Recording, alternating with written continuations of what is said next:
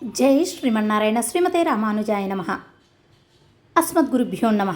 కాశ్యపాన్వయ సంజాతం నారాయణ పదాశ్రితం శ్రీమన్నారాయణం వందే యతీశ్వర శ్రియాజుషం.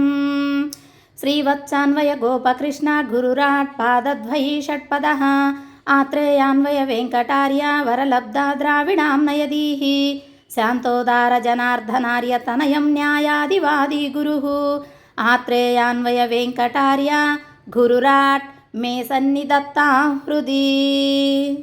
దివ్య తిరువడి తామర్లకు దాసోహములు సమర్పించుకుంటూ ఆల్వార్ ఎంబెరుమానార్జీయర్ ఆచార్య దివ్య తిరువడిగలే శరణం. ఆండాల్ దివ్య తిరువడిగలే శరణం. జై శ్రీమన్నారాయణ. జై శ్రీమన్నారాయణ. ఈరోజు మనం తిరుప్పావై దివ్య ప్రబంధ కాలక్షేపంలో 23వ పాసురము సేవించుకుంటూ ఉన్నాము.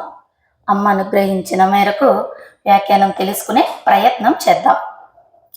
అయితే ఈ పాసురంలో ఆండాల్ తల్లి ఏం చెప్తుంది అంటే, ఇప్పటి వరకు నిద్ర లేపుకొని రావటం, పూర్వరంగాన్ని తెలపటం, అందరూ కలిసి పరమాత్మను సేవించాలి అని ఆచార్యుల్ని పొందటం, ఆచార్యుల ద్వారా మంత్రాన్ని పొందటం, ఆ మంత్రం ద్వారా ఆ నప్పిన్నైపిరాటిని ఆశ్రయించటం, అమ్మ ద్వారా స్వామిని చేరుకోవటం, ఈ విధంగా వచ్చి చేరారు. చక్కగా నిన్నటి పాసురంలో చేరారు. ఈ రోజుటి పాసురంలో స్వామికి ఒక అధ్యాపకురాల్లాగా అలా నడవండి, ఇలా రండి అంటూ అమ్మ అనుగ్రహిస్తుంది. అయితే అమ్మ ఎవరికి అధ్యాపకురాలు అంటే మనందరికీ కూడా. లేకపోతే ఈ వ్రతం ఏమిటి, ఈ జీవుడు తరించడం ఏమిటి, ఇవన్నీ కూడా ఎవరు తెలియచెప్తారు? హితాన్ని చెప్పేవారు చాలా కొద్దిపాటిగా ఉంటారు. అలా మనకు హితాన్ని చేకూరుస్తుంది మన అమ్మ. హితాన్ని చెప్పినా వినని వాళ్ళు కొంతమంది ఉంటారు, చెప్పేవాళ్ళు లేక బాగుపడలేక కొంతమంది ఉంటారు. ఆ విధంగా మనకు ఈ పాసురంలో చక్కగా అమ్మ అధ్యాపకురాలయ్యి, అంటే ఫస్ట్ నుంచి ఆమె అధ్యాపకురాలే అయి ఉన్నది. ఈ పాసురంలో స్వామి కూడా ఆర్డర్ వేస్తుంది అనమాట. ఇలా రండి, అలా రండి, మేము సేవించుకోవాలి, నీ సౌందర్యాన్ని చూడాలి అంటూ తెలియచెప్తుంది. అయితే ఎక్కడ ఉన్నదాన్ని తెలియచెప్తుంది అంటే ఉన్న సత్యాన్ని తెలియచెప్తుంది. వేదాలలో, ఉపనిషత్తులలో ఉన్నటువంటి నిధిని మనకు బయట పెట్టి తెలియచెప్తుంది అమ్మ. మరి ఏముందండి వాటిల్లో అంటే, వేద ప్రతిపాద్యుడు పరమాత్మ. ఎవరు చెప్పారు? వేదమే చెప్పింది. అయితే వేదంలోనే పరమాత్మ వైభవం అంతా చెప్పబడిందా అంటే, వేదాలు కూడా మేము చెప్పలేము అని చెప్పేశాయట. ఆయన అనుగ్రహించినటువంటి వేదాలే ఆయన వైభవాన్ని చెప్పటానికి చేత కాదు అన్నారు. అయితే వేదాలకు ఏమని పేరు? అపౌరుషేయాలు, అంటే దోషాలు లేనటువంటివి అని తెలియచెప్పటం. అలా వేదంలో చెప్పబడింది పరమాత్మ వైభవం. ఆ వేదాలే ఆయన వైభవాన్ని మేము పూర్తిగా చెప్పలేము అని కొద్దిపాటిగా చెప్పినటువంటివి. మరి అంత కలిగి ఉన్నాడు పరమాత్మ వైభవం. ఆయన వైభవాన్ని ఈ జనులకు తెలియచెప్పి, ఈ జనులు దిద్దుబాటు అయ్యేటట్టుగా, పరమాత్మను చేరేటట్టుగా అమ్మ అధ్యాపకురాలయ్యి తెలియచెప్తూ ఉన్నది. మరి అటువంటి పరమాత్మ వైభవం ఎటువంటిది అంటే, ఎంతని చెప్పుకున్నా అది తరగదు. వేదాలే చేతగాదని చేతులు ఎత్తేసినవి. ఉపనిషత్తులలో చెప్పబడింది. ఉపనిషత్తులలో ఉండేటటువంటి సారాంశాన్ని మనకు ఈ తిరుప్పావై దివ్య ప్రబంధంలో అమ్మ భోగ్యంగా అనుగ్రహిస్తూ ఉన్నది. అలా ఈ పాసురంలో ఆండాల్ తల్లి పరమాత్మను తెలియచెప్తుంది. అయితే పరమాత్మ ఎవరు అంటే, అందరికీ తెలుసు ఆయన రక్షణలో మనం ఉంటున్నాము అని. కానీ ఆయన్ని ఇంకా సులభుడయ్యి, ఇంకా అందరికీ అనుకూలంగా ఉండి సేవించే విధంగా పరమాత్మ ఉన్నాడు. నన్ను ఎవరైతే ఆశ్రయిస్తారో వాళ్ళ చేతిలో నేనుంటానన్నాడు. అంతే. నేను అప్పటిదాకా ఏమిటి, మనం పరతంత్రుడు, ఆయన స్వతంత్రుడు. అయితే ఆయన్ను ఆశ్రయించినటువంటి తరువాత ఆయన వీరికి పరతంత్రులైపోతున్నారు. వీరు చెప్పినట్టుగా వింటున్నాడు. అటువంటి పరమాత్మ ఆయన. అదే భగవద్గీతలో పరమాత్మ కూడా తెలియచెప్పారు. ఏమిటట? మామేవయే ప్రపద్యంతే, ఎవడైతే నన్ను ఆశ్రయిస్తున్నాడో, మాయాన్ ఏతాన్ తరంతితే, వాడిని ఈ ప్రకృతి బంధం నుండి విడిపించదను. సింపుల్ కదా. మనం ఏవో కష్టపడి చెయ్యాలి అంటే, అయ్య బాబోయ్, ఆ కాషాయ వస్త్రాలు ధరించి, మాలలు ధరించి, సన్యాసాశ్రమాన్ని స్వీకరించి, అడవులకు వెళ్ళి తపస్సులు చేసి, జపాలు చేసి ఆయన్ను పొందాలి అంటే మేము అస్సలు చెయ్యలేము అని మనం చెప్పుకోవచ్చు. కానీ ఇక్కడ ఎంత ఈజీగా చెప్తున్నాడు పరమాత్మ. ఎవరైతే నన్ను ఆశ్రయిస్తే వారిని నేనే ఈ సంసారం అనేటటువంటి బంధం నుండి విడుదల చేపించి నా దగ్గరికి చేర్చుకుంటాను, ఆనందమయ లోకానికి చేర్చుకుంటాను అంటూ ఈజీ మెథడ్ ని తెలియచెప్తూ ఉన్నారు. అయితే ఇలాగే పరమాత్మ అందరిలో అన్నిటా ఉన్నాడు. ఆయనను కనుగొని తరించాలి అంతే. ఆ కనుగొనేది ఎవరు అంటే ఎవరో మనకు తెలియచెప్పాలి. ముందు వారు ఆశ్రయించిన వారు, లేదా ముందు వారు పాటించిన వారు, లేదా ముందు వారు జ్ఞానం కలిగిన వారు, లేదా ముందు వారు సజ్జనులై ఉన్నటువంటి వారు ఎవరో వరకు మనకు చెబితే గాని ఆ మార్గాన మనం వెళ్ళటం సాధ్యమవుతుంది. మరి అలా చెప్పేవారు ఎవరు? మన మంచిని కోరి మనకు చెప్పేవారు ఎవరు? చెబితే వినేవారెవరు? విన్న తరువాత ఆచరించేవారు ఎంతమంది? ఇవన్నీ ఉంటాయి. అలాగే ఇక్కడ అమ్మ అధ్యాపకురాలై తెలియ చెప్తూ ఉన్నది. అయితే ఈ సజ్జనులు ఉన్నారు అంటే మంచిని వారు పాటిస్తూ పక్కన వాళ్ళని కూడా ఆ మంచిలోకి తీసుకుని వెళ్ళేటటువంటి వారు. అటువంటి వారి ద్వారా ఆచార్యుల ద్వారా మంత్రాన్ని. మరి మంత్రం ఎందుకు పొందుతున్నామండి? మంత్రంలో ఏముంది అంటే మంత్రానికి అది మంత్రాధీనుడై ఉంటాడు పరమాత్మ. ఆ మంత్రంలో ఏమి చెప్పబడింది అంటే పరమాత్మ ఉన్నాడు, జీవుడు ఉన్నాడు, పరమాత్మే అన్నిటకు మూలమై ఉన్నాడు, ఆయనను పొందటమే ఈ జీవుడి యొక్క స్వరూపము అంటూ ఈ జీవుడి యొక్క స్వస్వరూపాన్ని, పరమాత్మ యొక్క పరత్వాన్ని తెలియచెప్తుంది మంత్రం. ఆ ఇంటిలోనే ఇద్దరు ఉన్నారు. ఒక ఇల్లు అనుకుందాము. ఆ మంత్రం అనేది, అష్టాక్షరి మంత్రం అనేది ఒక ఇల్లు. దాంట్లోనే జీవుడు ఉన్నాడు, దేవుడు ఉన్నాడు. తెలుసుకున్న వాడికి దేవుడు, తెలియని వాడికి నేనుగాని స్వతంత్రుడిగా బతుకుతూ ఉన్నాడు. అది తెలుసుకుంటే అంటే పరమాత్మ అప్పటి వరకు ఎక్కడ ఉన్నారు అంటే ఆయన అప్పటికి ఇప్పటికీ ఎప్పటికీ అంతటా ఉన్నాడు. సృష్టికి ముందు ఆయన కుక్షిలో ఉన్నది ఈ ప్రకృతి అంతా కూడా. ఆ సృష్టి జరిగిన తర్వాత ఆయన అందరిలో ఉన్నాడు. చిన్న పాయింట్ గమనించవలసింది. ఎక్కడ ఉన్నాడు? సృష్టి జరగక ముందు ఆయన పొట్టలో అంటే ఆయన కుక్షిలో అందరూ ఉన్నారు. సృష్టి జరిగిన తర్వాత అందరిలో ఆయన ఉన్నాడు. అప్పుడు ఉన్నాడు, ఇప్పుడు ఉన్నాడు. ఎప్పుడు లేకుండా ఉంటే జీవుడు ఉండలేడు. అలా సృష్టికి ముందు ఉన్నాడు, సృష్టి తరువాత ఉన్నాడు. ఈ జీవుడు కూడా ఉన్నాడు. కానీ వీడు తెలుసుకుంటాడు, మారతాడు, నా దగ్గరికి వస్తాడు అని ఎన్నో విధాలుగా పరమాత్మ ప్రయత్నాన్ని చేస్తూ ఉన్నాడు. అయితే ఇక్కడ ఇలా మంచి చెబుతూ ఉన్నారండి తరించాలని అని చెప్పుకున్నాం కదా. ఎవరైనా ఇంతకు ముందు ఇలా మంచిని చెప్పి ఉన్నారంటే ఎందరో మహానుభావులు, ఎందరో ఆచార్యులు మంచిని తెలియచెప్పిన వారు ఉన్నారు. పరమాత్మ కారణస్థితి, కార్యస్థితి కలిగి ఉన్నారు. కారణస్థితి అంటే ఏమిటి? ఆయన మూలమై ఉండటం. అంటే ఆయన పొట్టలో ఉంచుకున్నప్పుడు కారణస్థితి, అన్నిటకు కారణమే. కార్యస్థితి అంటే ఏమిటి? ఈ బయట సృష్టి చేసి ఇన్ని రకాల జీవకోట్లన్నిటినీ కూడా బయటికి సృష్టించిన తర్వాత వారి లోపల అంతర్యామిగా వేంచేసి ఉన్నారు. దీన్ని కార్యస్థితి అంటారు. ఆయన లోపల మనముండి ఆయన ఉన్నప్పుడు కారణస్థితి. ఈ రెండు స్థితులను కూడా మనకు ఆండాళ్ళ తల్లి తెలియచెప్తుంది. అలాగే విభీషణుడు ఉన్నాడు. ముందు అనుకున్నాం కదా, ఎవరైనా ఇంతకు ముందు పూర్వం చెప్పి ఉన్నారంటే ఎందరో చెప్పి ఉన్నారు. విభీషణాల వారు రావణాసుడికి ఎన్నో విధాల తెలియచెప్పారు. అన్న తగదు, అది శ్రీరాముడి సొత్తు సీతామహాలక్ష్మి, ఆమెను తీసుకురావటం తగదు. ఒకవేళ పొరపాటే తెచ్చావు అయినా అప్ప చెప్పి రావాలి అంటూ ఎంతో హితాన్ని తెలియచెప్పారు ఆ యొక్క విభీషణుడు. తెలియచెప్పిన రావణాసురుడు మారాడా?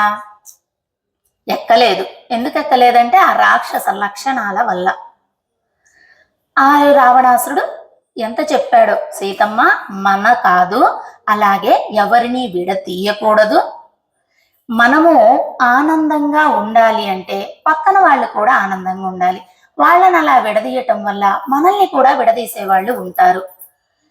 నీకు రాజ్య ఆకాంక్ష ఉన్నదనుకో, రాజ్యం ఏలు, కానీ వేరే వారి సొత్తును మన సొత్తుగా భావన చేయటం తగదు అంటూ ఎంతో నీతులు చెప్పాడు. ఇలా వ్యాసుల వారు చెప్పారని, ఆచార్యులు చెప్పారని, ఆ గ్రంథంలో అలా ఉంది, ఈ గ్రంథంలో నువ్వు ఏమి చెప్పినా ఆయన మారలేదు. మారకుండా లాస్ట్నే చెప్పారు, అన్నా, నేను ఎందుకు హితాన్ని చెబుతున్నానంటే మంచి చెప్పాలి అనుకున్నాను కాబట్టి చెబుతున్నాను. నీ పక్కన ఉన్న వాళ్ళు ఏం చేస్తున్నారు? నువ్వు మహారాజువు, మహా తపస్వివి, మహానుభావుడవు అంటే ఇలా ఏవేవో మాటలు నిన్ను పొగిడేటటువంటివి చెబుతారు. కానీ నేను చెప్పే హితము మంచిదైతే ఎలా ఉంటుంది? చేదుగా ఉంటుంది. సత్యం ఎప్పుడు కూడా నిష్ఠూరంగానే ఉంటుంది కదా. అలా నీ పక్కన ఉండి చెప్పే వాళ్ళందరూ కూడా నీ హితాన్ని కోరుటలేదు. నేను నీ హితాన్ని కోరి చెబుతున్నాను. ఆ సీతమ్మ వారిని వదిలిపెట్టిరా అని చెప్పారు. చెప్తే రావణాసురుడు ఏమన్నాడో తెలుసా? నువ్వు నేను బాగుండటం నీకు ఇష్టం లేదు, అందుకని నువ్వేదో కడుపులో పెట్టుకొని నాకు ఇలా చెబుతున్నావు అన్నాడు. అన్నప్పటికీ మళ్ళీ చెప్పాడు. ఎలా అంటే ఒక రోగగ్రస్తుడికి మందు చేదుగానే ఉంటుంది. అయితే రోగం తగ్గాలంటే చేదు మందును స్వీకరించాలి. అలాగే అన్నకున్నటువంటి రోగం ఏమిటి? ఇతరుల సొత్తును కావాలనేటటువంటి దురాశ. అది చెడ్డది. దానిని పోగొట్టాలని ఈయన చేదైనటువంటి నిజాన్ని, హితాన్ని తెలియచెప్తూ ఉన్నాడు. అయినా మారలేదు. చెప్పాడు. ఇంకా ఆ చెప్పంగా నువ్వు అసలు ఇక్కడ రాజ్యంలోనే పనికిరావు అని ఆయన తరిమేశారు విభీషణుణ్ణి. ఆయనకు హక్కు ఉంది కదా, మరి తమ్ముడు అన్నయ్య కాబట్టి హక్కు ఉంది. అయినా తరిమివేస్తే ఆయన ఒంటిపై వస్త్రాలతోటి 4 మనుషులతోటి ఆయన రామచంద్రుడి దగ్గరికి వేంచేశాడు. అలా రామచంద్రుడి దగ్గరికి వేంచేసిన తర్వాత ఆ 4 ఉన్నారు విభీషణుడికి. అలా హితాన్ని చెప్పినటువంటి వారు విభీషణుడు. ఇంకొకళ్ళు ఎవరు చెప్తున్నారు అంటే విదురుడు. చూడండి, వాళ్ళ పేర్లు కూడా విభీషణుడు, విదురుడు, మీదే వచ్చాయి. హితాన్ని చెప్పేవాళ్ళంటే మనకి గుర్తుండటం కోసమేమో పరమాత్మ ఇలా పెట్టి ఉండవచ్చు. విదురుడు కూడా ఆ సభకు వెళ్ళి యుద్ధం ప్రకటించే ముందుగా ఎన్నో నీతులు చెప్పాడు దుర్యోధనుడికి, ధృతరాష్ట్రుడికి. నువ్వైనా చెప్పాలి కదా, నీ కుమారుడు అలా భావన చేస్తే ఇప్పుడు ఏది జరిగినా అది మొత్తానికి రాజ్యం మొత్తం అల్లకల్లోలమైపోతుంది. యుద్ధం అంటే సామాన్యమా అని ఎన్నో నీతులు చెప్పారు. పాండవులు 5 ఊర్లు అడిగారు. లాస్ట్న వాళ్ళేం స్వగరాజ్యం అడగలేదు. 5 ఊర్లు ఇస్తే మేము 5గురము పాలన చేసుకుంటూ జీవనాన్ని గడుపుతాము అని అడిగారు. అయినా గాని దుర్యోధనుడు ఇవ్వనన్నాడు. ఎన్నో రాజనీతులను తెలియచెప్పాడు విదురుడు. ఇది తగదు దుర్యోధన, తరువాత వంశం నాశనం అయిపోతుందయ్యా, ఇది తగదు అని ఎన్ని నీతులు చెప్పినా వాళ్లకు ఎక్కలేదు. సరే, యుద్ధం ప్రకటించారు. యుద్ధం కాస్త జరిగింది. వాళ్ళందరూ కూడా విదుర నీతులు అంటారు. మనం ఎప్పుడైనా విన్నారా? మహాభారత కావ్యంలో విదురు నీతులు అని ఉంటాయి. ఎంతో బాగా నీతి శాస్త్రాన్ని తెలియచెప్పినా వినలేదు. ఇంకప్పుడు ఆయన ఆ రాజ్యసభలో నుంచి వెళ్ళిపోయి తీర్థయాత్రలకు వెళ్ళిపోయాడు. తీర్థయాత్రలకు వెళ్ళిపోయినమ్మటే అక్కడ వ్యాసుల వారు ఉన్నారు. వ్యాసుల వారు అన్నారటనో శ్రీమాన్ వెళ్ళిపోయాడు అంటే ఇంకా మీకు శ్రీ లేదు అంటూ అప్పుడే తెలియచెప్పారట విదురుడు వెళ్ళిపోతుండగానే. అంటే అటువంటి హితాన్ని చెప్పేవాళ్ళు చాలా తక్కువగా ఉంటారు.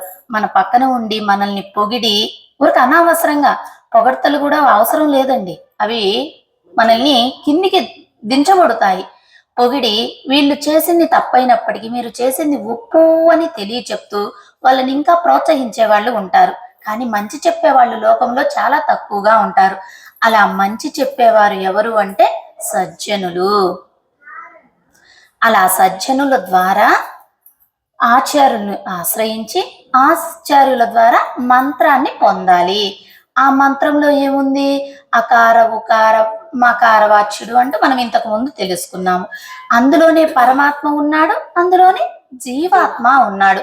తెలుసుకున్నవాడు తరిస్తాడు అని ఆ మంత్రంలోనే అంత వైభవాన్ని అంతా కూర్చి మనకు అనుగ్రహించడం జరిగింది. అలా మంత్రం ద్వారా అమ్మ ద్వారా స్వామిని అంటే చేరుకున్నారు. నిన్నటి రోజున మెల్లిమెల్లిగా నిద్రలేగు ఒక గీటులాగా ఉన్నటువంటి మువ్వ కొంచెంగా ఓపెన్ అవుతూ ఆ యొక్క నేత్ర సౌందర్యాన్ని చూడాలి అంటూ పుండరీకాక్షుడు అనేటటువంటి నామాన్ని నిన్నటి రోజున తెలియచెప్పుకున్నాము. మరి ఈ రోజు ఏం కోరుతున్నారు? అంటే ఇంకా కోరుకునే ముందు ఇంకా కొంచెం వైభవం తెలుసుకొని మనం ముందుకు సాగుదాము. ఈ లోకానికి వచ్చిన పరపసి ఏమిటి? మనం వచ్చాం ఈ లోకానికి, అసలు ఎందుకు వచ్చాము? దేని నిమిత్తంగా వచ్చాం? ఏమి చెయ్యాలని వచ్చాం? అసలు ఆ పర్పస్ ఏంటో తెలుసుకోవాలిగా. పుట్టాము, అమ్మ వాళ్ళు ఏదో పెరిగి పెద్ద చేశారు, తర్వాత మనకు వివాహాలు, మన పిల్లలు, ఇదేనా? ఏ పర్పస్కి వచ్చాం మనం ఇక్కడికి? అసలు దానికి ఏమిటి? ఆ పర్పస్ని ఎవరు తెలియచెప్తారు? ఆచార్యులు తెలియచెప్తారు. నువ్వు వచ్చింది పలానా దానికి నాయనా. ఏమిటి ఆ పర్పస్ అంటే, ఇక్కడికి వచ్చినందుకు, ఈ శరీరాన్ని పొందినందుకు, పరమాత్మ కటాక్షంలో ఉన్నందుకు ఏం చేయాలి? మనం అనేక జన్మలలో కర్మలను చేసి ఉన్నాము, వాటి విధంగా వచ్చినటువంటి జన్మని ఇప్పుడు పొంది ఉన్నాము, ఆ కర్మలను ఆచరిస్తూ ఉన్నాము. అయితే ఈ జన్మ ఇచ్చినందుకు ఇక్కడ దీన్ని సార్థకత చేసుకుని పరమాత్మ చెంతకు చేరాలి. ఇది దీని పర్పస్. దాన్ని మర్చిపోయారు. ఈ శరీరం ఉన్నది, దీనికి తిండిని అందిస్తున్నాము, నిద్రను అందిస్తున్నాము, శరీర పోషణ చేస్తున్నాము, శరీర రక్షణ చేస్తున్నాము, శరీర సౌందర్యాన్ని ఈ శరీరానికే చేసుకుంటున్నాము తప్పితే శరీరము నాది కాదు. శరీరము ఒక వస్త్రం ధరించినటువంటిది. ఇప్పుడు మనము ఈరోజు ఇది కట్టుకున్నాం, రేపు ఇంకొక వస్త్రం. అలాగే శరీరం కూడా ఆత్మకేమిటి? ఈ రోజు ధరించబడి ఉన్నది, రేపు అంటే ఈ ప్రమాణం అయిపోయిన తర్వాత రేపు ఇంకొక శరీరాన్ని ధరించవలసి ఉంటుంది. దానిని తెలుసుకోవటలేదు ఏ జీవుడు కూడా. శరీరమే పోషణగా బతుకుతూ ఉన్నాడు. అలా కాక పరమాత్మపై ప్రేమ కలిగి ఉంటే మనం ఎన్నో పాపాలు చేసి ఉన్నా ఏదో ఎక్కడో ఒక్క రవైన వీడు పుణ్యం చెయ్యకుండా ఉంటాడా అని దాన్ని ఎతికి పట్టుకొని ఆ పుణ్యానికి పెద్దగా చేసుకొని, ఎలా అంటే ఇప్పుడు పిల్లవాడు తప్పు చేశాడు, వాడిని గుంజిళ్ళు తీయమన్నారు, ఒక 50 గుంజిళ్ళు. అమ్మ ఏం చేస్తుంది? అమ్మకు ప్రేమ కదా, నేను లెక్క పెడతానులేండి, వీడిని నేను తీపిస్తాను అని ఆయన్ను స్వామిని పక్కన పెడుతుంది. ఈమె లెక్క పెడుతుంది, వాడు గుంజిళ్ళు తీస్తున్నాడు. 1 2 7 11 13 20 50 అయిపోయినాయి. ఏమిటది అంటే ప్రేమ. ప్రేమ కొద్దీ బిడ్డడికి అలా చేస్తుంది తల్లి. మరి పరమాత్మ ఎలా చేస్తాడట అంటే, వీడు కర్మను చాలా పెద్ద కర్మ అనుభవించవలసి ఉంటుంది. వీడు చేసినటువంటి పుణ్యాన్ని పెద్దగా చేసుకొని ఆయన వీడు కూడా పుణ్యాలు చేశాడులే, వీడు కర్మ అనుభవించకపోయినా పర్వాలేదులే, నాపై ప్రేమ కలిగి ఉన్నాడు, నన్ను తెలుసుకున్నాడు, అది చాలు వాడికి. ఆయన తెలుసుకోవటం అంటే ఏమిటి? జ్ఞానం తెలుసుకోవటమే. ఆయన సత్యమైన వాడు, నిత్యమైనటువంటి వాడు. అలా సత్యాన్ని తెలుసుకోవటమే కదా ఆయన్ని తెలుసుకోవటం అంటే. అలా పరమాత్మను తెలుసుకుని జ్ఞానాన్ని పొందుతాడు జీవుడు. అదే జ్ఞానం. అయితే ఆయన ఏం చేస్తాడట? వీడికి ఉండేటటువంటి కర్మల్ని తొలగించి ఆయనపై ప్రేమతోటి ఉండటం వలన వీడు చేసినటువంటి కొద్దిపాటి పుణ్యాన్ని పెద్దగా చేసుకొని ఆయనే వీడిని నడిపిస్తాడట. వీడికి ఉండేటటువంటి అడ్డంకులన్నీ తొలగించేసేసి ఆయనే నడిపించుకొని ఆయన దగ్గర ఉండేటట్టుగా ఆనందలోకాన్ని పరమాత్మ కృప చేస్తాడు. ఇది పరమాత్మ చేస్తాడు. ఎంత చూడండి ఆయనకి ఎన్ని గుణాలు. ఇది మొత్తం ఆయనది, ఆయన సొత్తు. మనం ఏ పాటి వాళ్ళం? అసలు 84 లక్షల రకాల జీవరాశులలో ఏ ఒక్కరు కూడా ఏ పాటి వాళ్ళు? కానీ ఆయన కరుణ అలా కురిపిస్తాడనమాట. అలా కురిపించేటటువంటి వాడు ఉన్నాడు అని మనకు తెలియచెప్తుంది మన ఆండాల్ తల్లి. అలా ఆయన నడిపిస్తాడు. అయితే మనం పరమాత్మపై ప్రేమ ఉంది, మనం ఎప్పుడు అప్పుడు విభవావతారాలలో ఆయన చూడను లేదు, పాల సముద్రానికి వెళ్దామంటే మనకు చేత కాదు. అయితే ఇప్పుడు ఏమిటి అంటే, ఆయన అర్చారూపంగా వేంచేసి ఉన్నారు. అర్చ అవతారం వేంచేసి ఉన్నాడు కదా. అది ఏం లేదండి, మేమేదో ప్రతిష్ఠింప చేసుకున్నాము. నువ్వు ప్రతిష్ఠించినా, మీ పెద్దలు ప్రతిష్ఠించినా, ఎవరు ప్రతిష్ఠించినా అర్చారూపంలో ఉండేటటువంటి శక్తి మాత్రం మంత్రయుక్తమై శక్తిగానే ఉంటుంది. కనుక ఆయన సులభంగా మనందరం సేవించుకోవటానికి అనుకూలంగా అర్చారూపంగా పరమాత్మ వేంచేసి ఉన్నారు. అలా ఆయన మనల్ని కరుణించటానికే వచ్చాడు. ఆయనకేం అవసరం లేదు, కానీ మనపై ప్రేమతోటి మనందరినీ ఉజ్జీవింప చేయాలని ఆయన అర్చారూపాన్ని దాల్చి వచ్చారు. అయితే పరమాత్మ ఇక్కడ వేంచేశారు. ఆయనను ప్రేమతోటి ఉండాలి అనుకున్నాము. ఎలా? ఇప్పుడు ఇంకొక గుణం వచ్చేస్తుంది పరమాత్మను సేవిస్తూ ఉంటే మనకు తెలియకుండానే.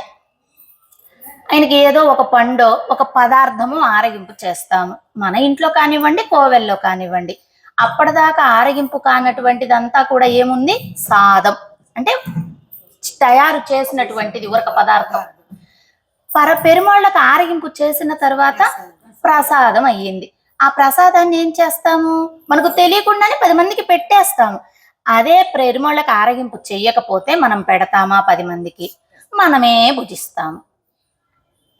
ఆ ప్రసాదం అని తలచిన తరువాతే 10 మందికి. అలాగే పరమాత్మ సేవ అని తలచిన తరువాతనే 10 మందికి. అలాగే పరమాత్మ గుణగణాలను జ్ఞానంతో తెలుసుకు ఉంటే 10 మందికి దానాలు చేయటం, మంచి పనులు ఉపయోగపడే ఇవన్నీ కూడా పరమాత్మ వీన్ని మార్చి తీర్చి దిద్ది ఆయన దగ్గరికి చేర్చుకుంటాడు. ఈ సాధం కాస్త ప్రసాదం ఎలా అయ్యిందో ఈ జీవుడు కూడా సజ్జనుడు అవుతాడు. ఆ ప్రసాదాన్ని కూడా మనకు ఆచార్యులు శ్రీహస్తాల ద్వారా ఆయన స్వీకరించి మనకు అనుగ్రహిస్తే సుప్రసాదం అవుతుంది, ఇంకా మంచిది అవుతుంది. అలా మన పెద్దలు మనకు తెలియచెప్తారు. అయితే ఇది ఎందుకు చెప్పుకున్నాము అంటే, మనకు తెలియకుండానే ఒక్కళ్ళం తినేటటువంటి పదార్థము 10 మందికి పెట్టేశాము. అలాగే మనకు తెలియకుండానే మనం చేసుకునేటటువంటి పనులు ప్రాణులకు ఉపయోగపడేటట్టుగా చిన్నజీయర్ స్వామి వారు ఏం చెప్తారు? సర్వ ప్రాణి సేవే మాధవ సేవ అంటే అప్పుడు ప్రాణులన్నిటిలో కూడా పరమాత్మను చూడగలిగేటటువంటి జ్ఞానం మనకు లభిస్తుంది. అప్పుడు అందరికీ సహాయం చేస్తాం మనకు చేతనైనంత. అలా పరమాత్మే ఈ జీవుణ్ణి దిద్దుబాటు చేస్తాడు.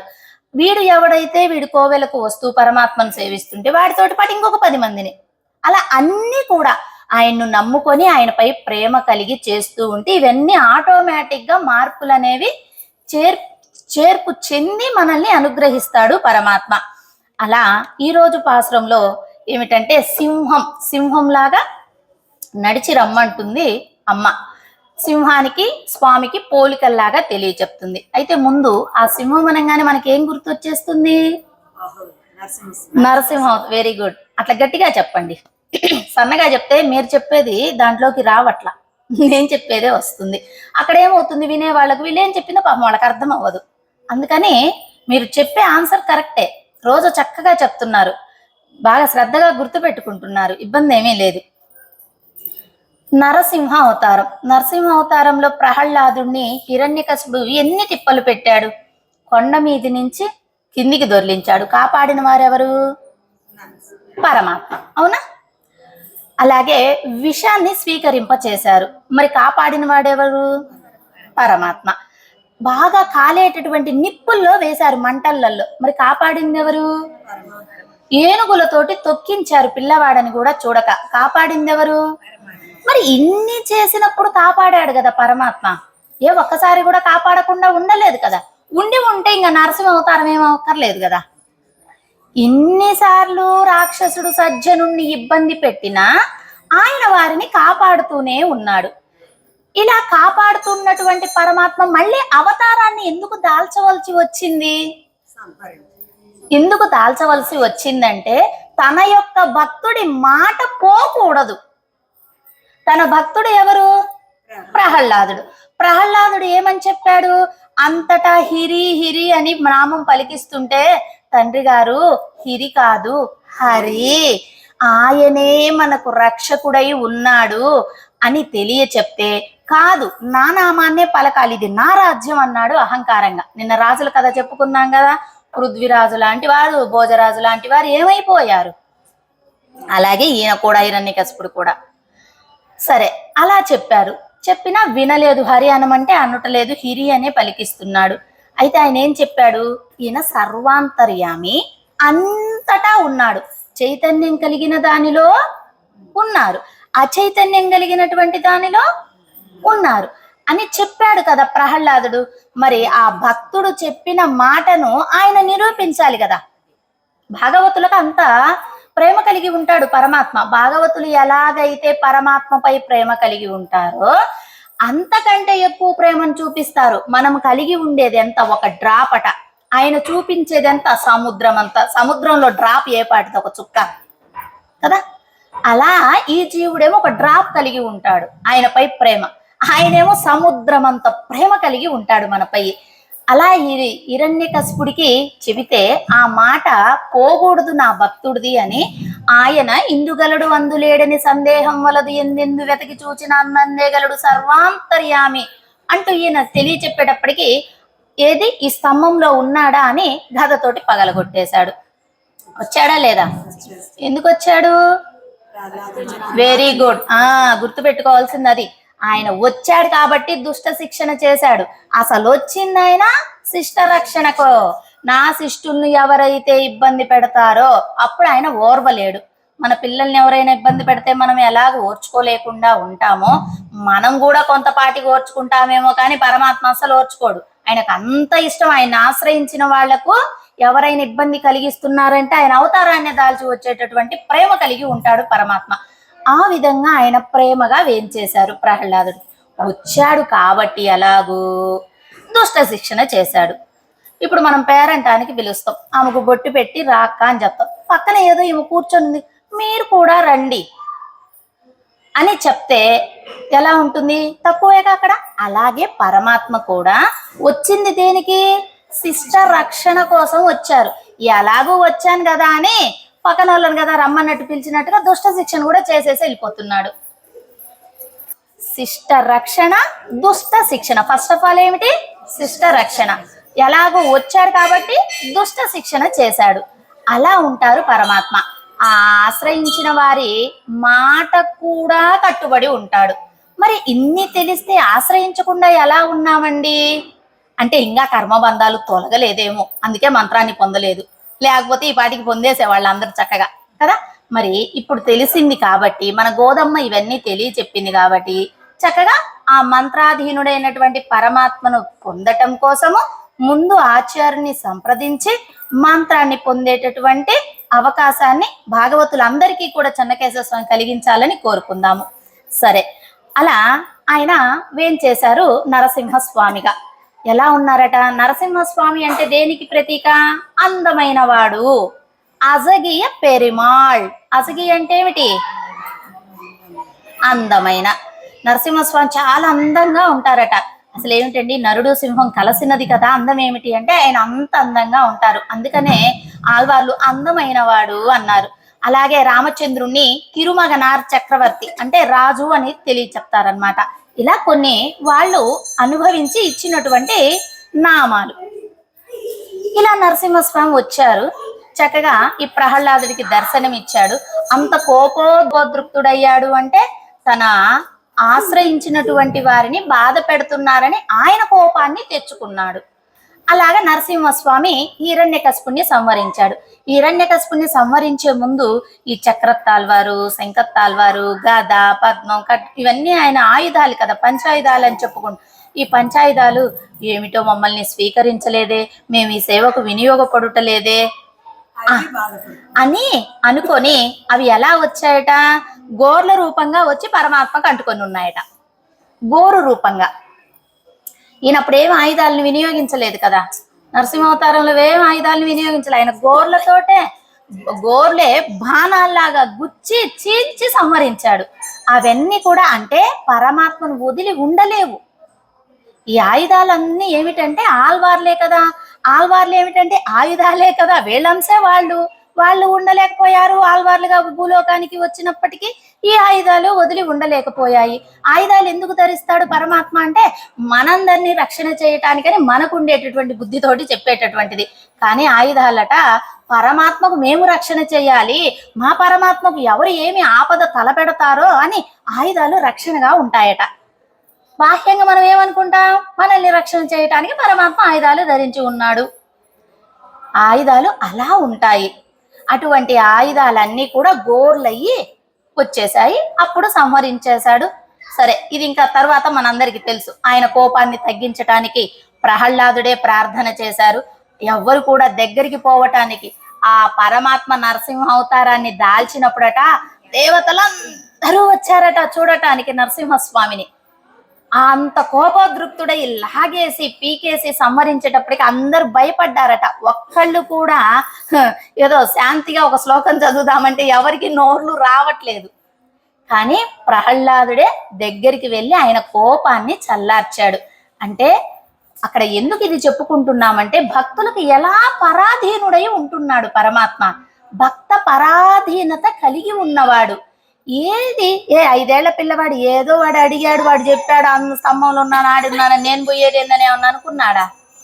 అసలు ఎక్కడైనా తలుస్తాడా పాపం? ఆయన తలవనే తలవడు. అటువంటి కృపామాత్రుడు పరమాత్మ. ఏది కావాలంటే అది, ఏది తలిస్తే అది. ఇది లేదు, ఇది కాదు అనేటటువంటిది లేనే లేదు. మనకే తెలియక, ఆయన్ను ప్రేమించలేక, ఇతరమైనటువంటి ఈహంలో ఉండేవన్నిటిపై ప్రేమను పెంచుకొని ఆయన్ను పక్కన పెడుతున్నాము. పాపం ఆయన ఏమిటి, వీళ్ళకి తెలిసినా తెలియపోయినా ఊరకు ఆశ్రయిస్తే చాలు, నేను వెంటనే క్యాచ్ చేసుకుందాం అన్నట్టుగా ఆయన వెయిట్ చేస్తూ ఉంటాడనమాట.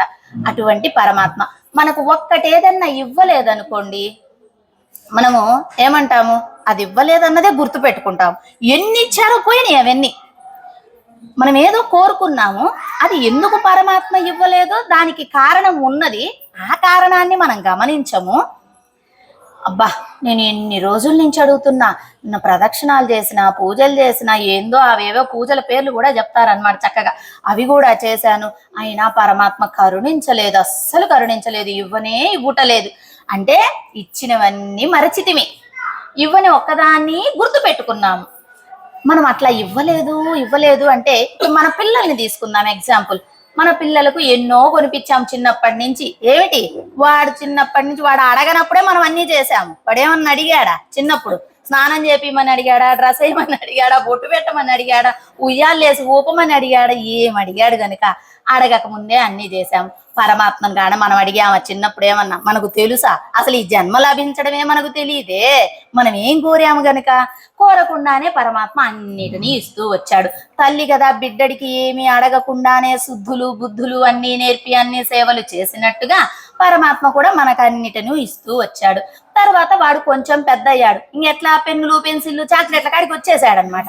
ఆ తర్వాత స్కూల్ డ్రెస్సులు, ఇంకొంచెం బుక్స్, ల్యాప్టాప్లు, ఇప్పుడైతే మళ్ళీ ఇవన్నీ వచ్చేసిన తర్వాత వాడేదో కోరాడు పిల్లవాడు. కోరితే తల్లి ఏమంటుంది? ఇది వద్దు అనింది. అంటే అది పనికిరాందని మనము. తల్లి వద్దనేది దేనికి? వాడికి దానివల్ల ఇబ్బంది కలుగుతుంది అనుకుంటేనే. ఇప్పుడు చిన్న పిల్లవాడు ఉన్నాడు అనుకోండి, వాడికి ఐస్ క్రీమ్ బండి వచ్చింది, ఐస్ క్రీమ్ కొనిపించమన్నాడు వాడు. తల్లి వద్దు అనింది. నాకు కొనిపించమని వాడు ఏడుస్తున్నాడు. తల్లి ఏం చెప్తుంది? ఏదో ఒకటి నెమ్మదిగా చెప్తుంది. వాడికి అప్పుడే ముక్కులు ఎమ్మటి 2 ఐస్ క్రీములు కారుతున్నాయి. మళ్ళీ ఐస్ క్రీమ్ తినిపిస్తే పరిస్థితి ఏమిటి? అందుకని తల్లి వద్దు అని చెప్తుంది అనమాట. అలా వద్దన్నప్పుడు అమ్మ ఎందుకు వద్దన్నదో అని వాడు ఆలోచిస్తాడా? నాకు కొనిపియలే, మరి మనకి ఇంత పెద్దవాళ్ళమై కూడా మనకు పరమాత్మీయులే అని ఇయ్యందే గుర్తు పెట్టుకుంటాం గాని, ఇన్ని ఇచ్చాడే అని ఏమైనా అనుకుంటున్నావా? తలుస్తున్నావా? అది తలవటమే కావాలి, ఆ కృతజ్ఞత భావమే కావాలి, ఆ ప్రేమనే పరమాత్మ చూస్తాడు. ఆయన ఇచ్చిన వాటిని మనం మరువకుండా గుర్తు పెట్టుకుంటే చాలు. మనమేమి ఇచ్చినవన్నీ ఆయన తెచ్చేయమంటే, అయ్య బాబో ఈయన అప్పుడేమో ఇచ్చాడు, ఇప్పుడేమి ఇయ్యమన్నాడు, ఇంకేడ తెచ్చాము, అవన్నీ తిన్నాం అయిపోయినాయి, అనుభవించాం అయిపోయినాయి, వేసుకున్నాం అయిపోయినాయి, ఇంకెక్కడున్నాయి? ఆయన అడుగుతాడని తెలిస్తే అప్పుడు గుర్తు పెట్టుకుంటాం. పాపం ఆయన అడిగేవాడు కాక ఇస్తుంటే తీసుకొని ఇయ్యంది గుర్తు పెట్టుకుంటున్నాం. అలా ఇయ్యని వస్తువుని అడుగుతున్నాం. అట్లాగే పిల్లవాడు కూడా ఎన్నో చేసుంటుంది తల్లి. అప్పుడు ఇయ్యని దాన్ని, నువ్వు ఇది ఇప్పిలేదమ్మా, నువ్వు ఇది ఇప్పిలేదు, నువ్వు ఇవ్వలేదు అని వాడు పదే అంటుంటే, వీడికి ఎన్ని ఇప్పించానో, ఇది వద్దని, తగదని, ఇది చెడ్డదని నేను ఇవ్వకపోతే వీడు పదే అని తల్లికి కొంచెం విసుకొస్తుందే రాదా? మరి పరమాత్మను కూడా మనము ఇన్ని ఇస్తే ఇవ్వని దాన్ని పట్టుకొని అది ఇవ్వలేదు, నాకివ్వలేదు, ఆయన కూడా నొచ్చుకుంటాడు కదా. మనం అందామా ఈసారి నుంచి మానేద్దామా? ఇప్పుడు వరకు ఎందుకు అన్నాము? తెలియక. ఇప్పుడు తెలిసింది కదా, అప్పుడు ఏం గుర్తుకు రావాలి? ఈ జలుబు చేసిన పిల్లవాడికి ఐస్ క్రీమ్ తల్లి ఎందుకు వద్దన్నదో, మనకు కూడా అది తగదు కాబట్టి పరమాత్మ ఇవ్వట్ల. మనకు అది అవసరం లేదు కాబట్టి మనకు పరమాత్మ, మనం ఏదో కోరి ఉన్నాము, మనకు అంత జ్ఞానం లేదు, ఏది అవసరమో అది కోరేటటువంటి జ్ఞానం లేదు కదా. దానిని మనం అవసరముగా భావించి కోరాము, అది పరమాత్మ ఇవ్వలేదు. అమ్మకు చెప్పాము, అమ్మ కూడా ఇప్పియలేదు. ఎందుకు ఇప్పియలేదు అంటే, దానితోటి మనకు ఏదో చెడు ఉంటే ఇప్పిలేదు, లేకపోతే అది మనకు అవసరం లేదు కాబట్టి ఇప్పిలేదు, దానివల్ల మనకు ప్రయోజనం లేదు కాబట్టి ఇప్పిలేదు. ఇదే పట్టుకుంటాం కదా ఇప్పటి నుంచి. ఆయన ఇవ్వలేదు అనేది వదిలేస్తాం కదా. అది మనం కూడా దాన్ని వదిలివేసేద్దాం. అంటే పరమాత్మ అంత ప్రేమ కలిగి ఉంటాడు. పాపం వీళ్ళు ఇవ్వలేదంటే ఆయన కూడా బాధపడతాడేమో, ఆయనకు కూడా బాధ కలిగించిన వాళ్ళం అవుతామేమో. ఇదే జ్ఞానం తెలుసుకోవటం అంటే. ఆయన ఎన్ని ఇస్తున్నాడు, ఎన్ని చేస్తున్నాడు, మన ప్రవర్తన ఎలా ఉంది, మన ఈ ప్రవర్తనను కూడా ఆయన మార్చడానికి అక్షరూపంగా ఏం చేశాడే కోవెలలు కట్టించుకొని. గర్భగుడి అనేటటువంటిది ఏమిటి అంటే ఒక వేదం. ఆయన ఆ వేదంలో ఉన్నాడు గర్భగుడిలో. అది తెలియదు. మనం ఏదో రాయిగా శిలంగా ఉన్నారు, వెళ్తున్నాం, నమస్కరించుకుంటున్నాము, వస్తున్నాము. ఆయనకి ఏం అవసరము? వైకుంఠంలో చక్కగా ఉండవచ్చు కదా. కానీ ఈ వేదం అనేటటువంటి గర్భగుడిలో పరమాత్మ ఏం చేసి ఉన్నారు. అక్కడ ఉన్నటువంటి వాడు వైకుంఠంలో ఉన్నటువంటి వాడికి ఎలాగైతే శక్తి, కళ్యాణ గుణాలు, జ్ఞానము, సౌలభ్యము, సౌశీల్యము, వాత్సల్యం అన్ని ఉన్నాయో ఇక్కడ ఏం చేసి ఉన్నటువంటి పెరిమాళ్లకు కూడా అన్నీ ఉన్నాయి. అది తెలుసుకోవాలి. ఆయన అక్కడ నుంచి మన కోసం సులభంగా మనం సేవించుకోవటం కోసం ఆయన వచ్చి ఉన్నాడు. అది పరమాత్మ. కనుక మనం ఏం చేయాలి? ఆ జ్ఞానాన్ని తెలుసుకోవాలి. ఆ జ్ఞానాన్ని తెలిపేవారెవరు? ఆచార్యులు. ఆచార్యుల్ని ఆశ్రయించాలి. అటువంటి జ్ఞానాన్ని పొంది పరమాత్మపై ప్రేమగా ఉంటే ఆ ప్రేమ కొద్దీ ఆయన మనం నడిచే నడతంతా కూడా ఎలాగైతే అర్జునుడికి రథ సారథి అయి నడిపించాడో మన జీవితం అనేటటువంటి ఈ గుర్రాలకు, ఇది ఒక బండి శరీరం, దీనికి ఉండేటటువంటి గుర్రాలు ఏమిటి అంటే మనం పరిగెత్తుతూ ఉంటాం కదా, నాది నేను నేది నేనని. ఇవి గుర్రాలు అన్నమాట. ఇలా పరిగెత్తే వాటన్నిటిని కూడా ఆయన కళ్యాలు అంటే ఇవి కళ్యాలు. వీటిని పరమాత్మ చేతిలో గీన అప్పజెప్తే ఆయన మన జీవితాన్ని నడిపించి ఆనందమయమైనటువంటి ఆయన లోకానికి తీసుకుని వెళతాడు. అటువంటి కారణ స్థితి కలిగిన వాడు పరమాత్మ. ఇప్పుడు ఈ సృష్టి అంతా జరిగింది కాబట్టి వీరి మనస్సులలో, వీరి హృదయాలలో పరమాత్మ చైతన్యవంతుడై వేం చేసి ఉన్నాడు. ఇది కార్యస్థితి. రెండు గుర్తు పెట్టుకోవాలి. కారణస్థితి, కార్యస్థితి. కారణస్థితి ఎప్పుడు?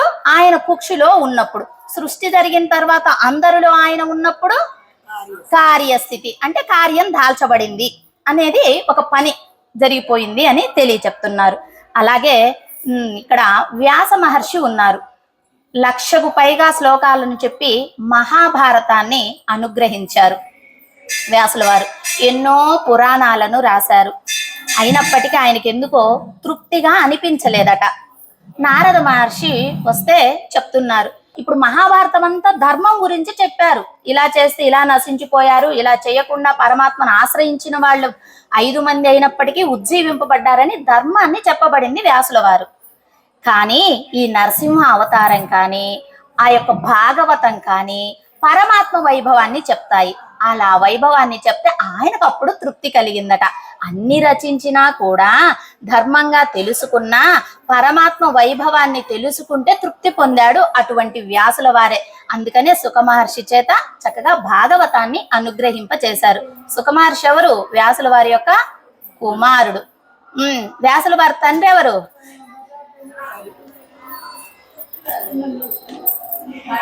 వ్యాసం వశిష్ఠ నప్తారం శక్తే పౌత్రమకల్మషం.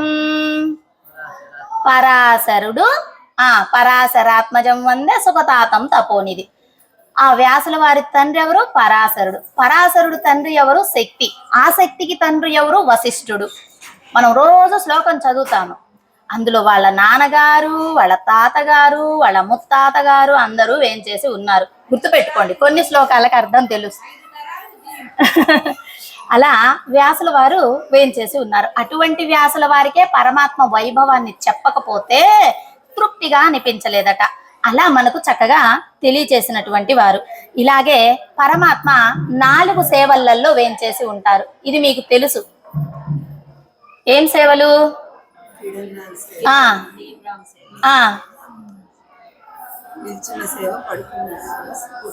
కూర్చున్న సేవ. ఇంకొకటి 4 కదా చెప్పా, ఇప్పుడు మీరు 3 చెప్పారు.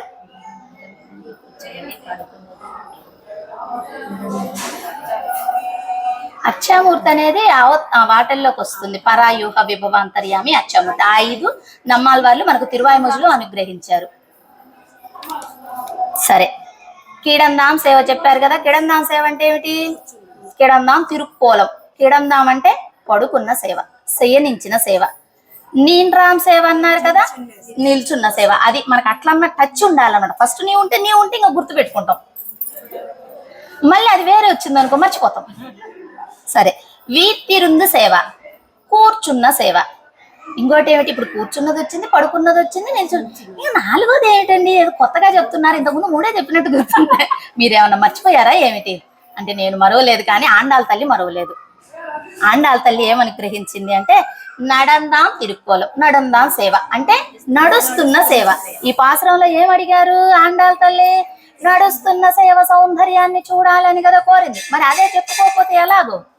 ఈ 4 సేవలను మనకు ఇక్కడ చెప్తారు. అంటే మనం నమ్మి పెరుమాళ్ళ దర్శనం పొందాము 43 దివ్య దేశాలకు వేంచేసినప్పుడు. ఒకసారి 43 వెళ్ళొచ్చాం కదా, అప్పుడు నమ్మి పెరుమాళ్ళ దర్శనాన్ని కూడా పొందాం. అక్కడ నమ్మి పెరుమాళ్ళు ఎలా ఉంటారంటే, మనం ఇప్పుడు చెప్పుకున్నట్టే కిడందాం సేవ, వీతృంద సేవ, నీన్రామ్ సేవ, నడమ సేవ, ఈ 4 ఉండి ఇంకొకటి మేలై అంటే కొండపైన ఉంటారు. అంటే నడుస్తున్న సేవ ఉండదు. అంటే మనకి ఇక్కడ ఆండాళ్ళ తల్లి నడుస్తున్న సేవ వచ్చింది కాబట్టి చెప్తుంది. మామూలుగా అయితే ఈ 3 సేవల్నే వాళ్ళ ఉండే స్థితిని చెప్తారనమాట. ఇలా ఉన్నారు అక్కడ పెరుమాళ్ళు కూడాను. అయితే నమ్మాల వాళ్ళు ఎప్పుడు వస్తారా, ఎప్పుడు పాసురాలు చదువుతారా అని వెయిట్ చేసేవాళ్ళట పెరుమాళ్ళు, తెలుసా? అంటే భక్తులపై ఉండే ప్రేమ, ఈవేళంతా కూడా భక్తులపై ప్రేమే పరమాత్మకు. పాపం ఆయన ఒక నిధి, ఆ నిధిని అందరికి పంచుదామనే తప్ప ఇంకేం ఉండదు. ఆయనకి ఏం అవసరాలు లేవండి, ఆయనకేం కోరికలు ఉన్నాయి. ఆయన అన్నిటినీ ఆయన చేతిలో పెట్టుకున్నటువంటి వాడు. మనకే తప్ప ఇవన్నీ ఆయనకేమీ లేవు. కనుక ఎప్పుడు నమ్మాలి వాళ్ళు పాసురాలు చదువుతారా అని పెరుమాళ్లే వెయిట్ చేసేవాళ్ళట. ఫస్ట్ నిల్చున్నారు, వస్తారులే చదువుతారులే అని. మమ్మీ ఎంతసేపటికి రాకపోతే ఏమవుతుంది? కూర్చున్నారు. ఆ తర్వాత రాకపోతే ఏమైంది? అలా సేవలలో పరమాత్మ ఏం చేసి ఉన్నారండి అని తెలియజెప్తారు. అలాగే ఎందుకు ఇలా ఏం చేసి ఉన్నారో తెలుసా? నిల్చున్న పెరుమాళ్ళని చూస్తే కొంతమందికి అలాగ వాళ్ళకి ప్రేమ కలుగుతుంది. కూర్చున్న సేవలో పెరుమాళ్ళని చూస్తే కొంతమందికి ఈడుపడతారు. అలాగే పడుకున్న సేవలో పెరుమాళ్ళని చూస్తే కొంతమందికి ఇష్టంగా. అంటే పరమాత్మ ఈడి ఇష్టాన్ని బట్టి ఆయన మారుతూ ఉంటాడు. వీడికి ఇష్టం కలిగింది అనుకో, ఆయన ఆ సేవలోనే దర్శనమిస్తారు. ఆయన ఉద్దేశం ఏమిటి? అందరూ తరించాలని కదా, అందరూ దర్శించాలని కదా, అందరూ జ్ఞానవంతులు అవ్వాలని కదా. దానికి అనుకూలంగా ఇలాగ సేవల్లో మనకు దర్శనమిస్తూ ఉంటారు. నేను ఒక షార్ట్ చేసి పెట్టా మీకు యూట్యూబ్ లో, ఎవరైనా చూస్తారా? కిడందాం ఇదే, ఈ 3 సేవలే. పిల్లవాడికి బాగా ఆకలి అవుతుంది, ఇంటికి వచ్చాడు. అప్పుడు అమ్మని అడుగుతాడు, అమ్మ అన్నం పెట్టు ఆకలి అవుతుంది అని. అమ్మ ఏమనింది? వంట కాలేదురా అనింది. వాడేమిటి అటు ఇటు తిరుగుతాడు, కొంచెం నిల్చుంటాడు. అమ్మంగా కానీ వాడికి ఆకలి అవుతుంది. సరే నాన్న అయిపోతుంది అంట. తర్వాత పిల్లవాడు ఏం చేస్తాడు? కూర్చుంటాడు. అప్పుడు కూడా అమ్మ వంట అవ్వలేదు. వాడేం చేస్తాడు? అలాగే సోఫా మీద నడుము వాల్ చేస్తాడు, పడుకుంటాడు. ఆ తరువాత వంట అయ్యింది. అప్పుడు ఏమిటి నిల్చోవటం, కూర్చోవటం, పడుకోవటం అంటే? చూశాడు, అవ్వలేదు. మళ్ళీ కూర్చున్నాడు, అవ్వలేదు. పడుకున్నాడు. అప్పుడు అంటే పరమాత్మ కూడా అట పడుకున్న సేవలో, కూర్చున్న సేవలో, నిల్చున్న సేవలో దర్శనమిస్తాడు. ఎప్పుడు వీడు నన్ను తెలుసుకొని వస్తాడా అని ఆయన వెయిట్ చేస్తాడట. అటువంటి పరమాత్మ. అలాగే ఏదైనా ఒకటి పొందాలి అంటే పొందేటటువంటి వాడికి ఆర్తి ఉండాలి. ఇక్కడ పొందేటటువంటి వాడికంటే కూడా పొందించే వాడికి ఆర్తి ఉంది. మనం బయట ప్రాపంచికంలో ఏదైనా మనకు కావాలంటే ఎంత కష్టపడాలి దానికోసం. అంత దాకా ఎందుకు? ఆ కష్టాలన్నీ పక్కన పెట్టండి. మిషన్ దగ్గరికి ఎన్నిసార్లు తిరుగుతారు ఒక్కొక్కళ్ళు జాకెట్లు కుట్టించుకోవడానికి?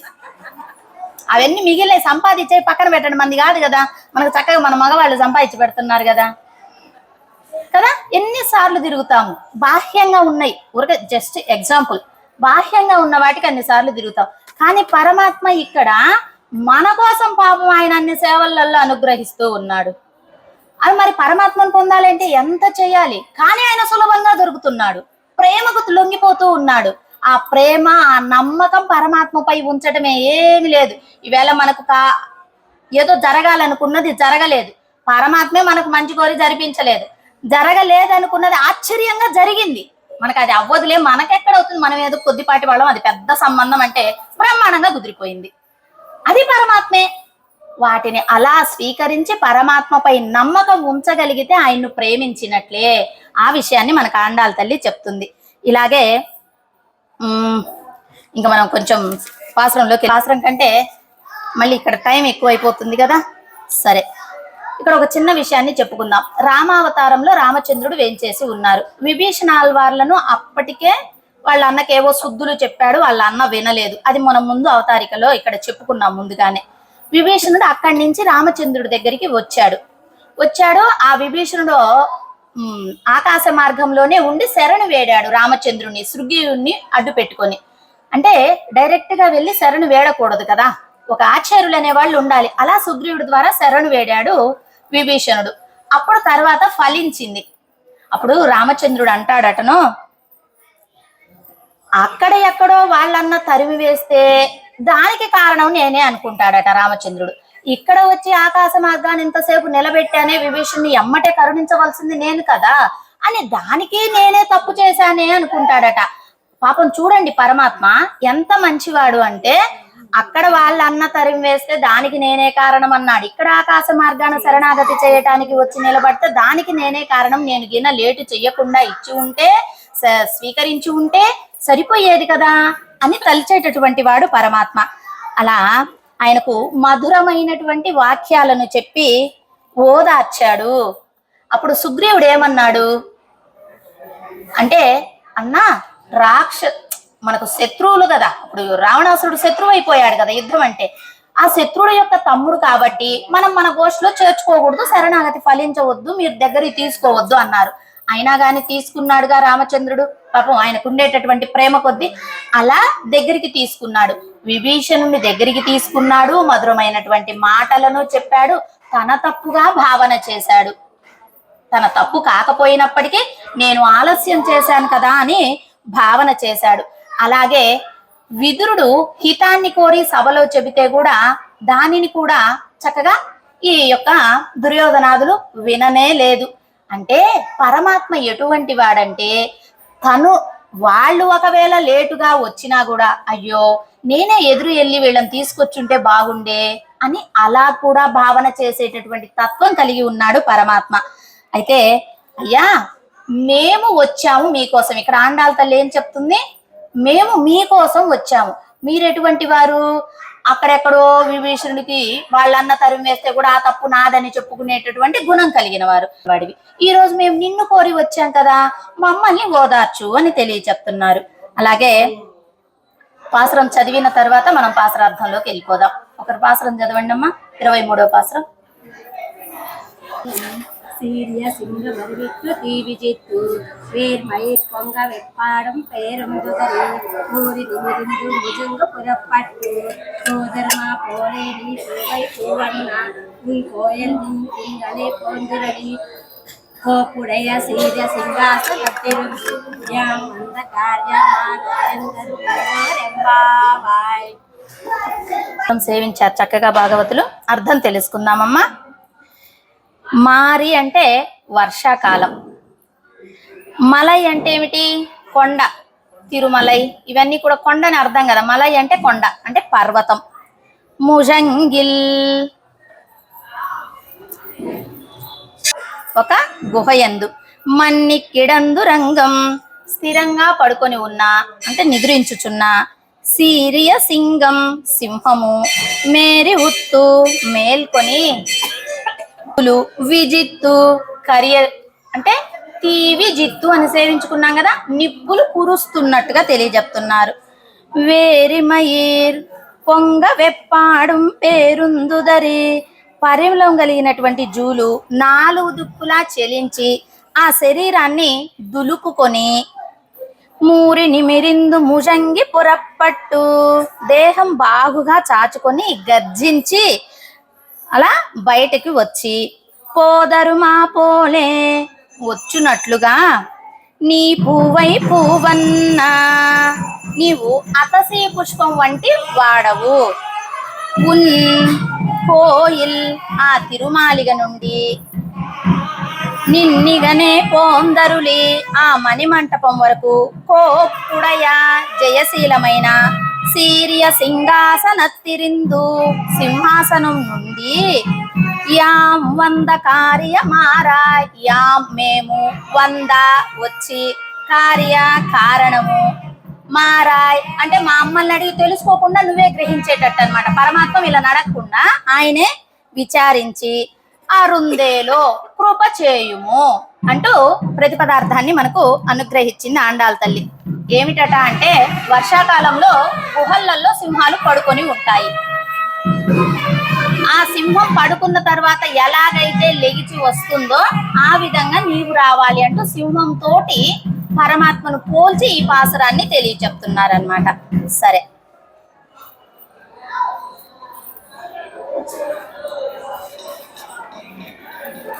మలై ముజంగిల్. మారిమలై అంటే ఇప్పుడు ఏం చెప్పుకున్నాము? వర్షాకాలంలో ఆ పర్వతము, ముజంగిల్ అంటే గుహయందు, వర్షాకాలంలో గుహయందు పవళించి ఉన్నటువంటి సింహము. అది అది ఎలా అంటే ఆ గృహయందే పడుకొని ఉంటుంది. వర్షాకాలం అయిన తర్వాత రామచంద్రుడు ఆ వర్షాకాలంలో ఎక్కడ ఉన్నారు అంటే మాల్యవంత పర్వతంలో ఉన్నారు. అప్పుడు సీతాపిరాటి దగ్గర లేదు, విడిచి ఉన్నాడు. అరణ్యవాసంలో సీతాపిరాటిని అపహరించిపోయాడు కదా రామచంద్రుడు. ఆయన పర్వతంపై వేంచేసి ఉన్నారనమాట. అలా ఇక్కడ ఈ వర్షాకాలం ఎటువంటిది అంటే దంపతులేమో ఆనందంగా గడుపుతారట, పాపం దాంపత్యం లేని వాళ్ళు విచారంగా గడుపుతారు. అంటే ఒక్కొక్క విధంగా ఉండేటటువంటి దాన్ని చెప్తున్నారు. సన్యాసులు ఏమో చాతుర్మాస దీక్షను తీసుకొని చక్కగా పరమాత్మ గుణానుభవంలో గడుపుతూ ఉంటారు. ఈ సింహం కూడా గుహలో ఉన్నది. అలాగే ఈ సంసారులు, మనమందరం ఎవరము?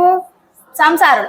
ఈ సంసారులు ఏం చేస్తారంటే ఆ వర్షాకాలం బయటికి పోయి ఆ పదార్థాలను తీసుకొచ్చుకోలేరు కాబట్టి ముందుగానే అన్నిటినీ తెచ్చి పెట్టుకొని ఇంట్లోనే సమకూర్చుకొని ఉంటారు. ఇది మనకు పెరియాల్ వాళ్ళు కూడా చెప్పారు కదా. అలా సమకూర్చుకొని ఉంటారంది. మన్నిక్కిడందు, మన్నిక్కిడందు అంటే ఏమిటి? స్థిరంగా ఉండటము. ఎక్కడ అంట? ఈ సింహం ఏం చేస్తుంది? గుహలో బాగా నిద్రిస్తుంది. దానికేం భయం లేదు. ఇతరమైన జంతువులైతే ఎక్కడ సింహం వచ్చి మనల్ని నోట పెట్టుకుంటుందోనని భయము. సింహానికి ఏమీ భయం లేదు, చక్కగా నిద్రపోతుంది.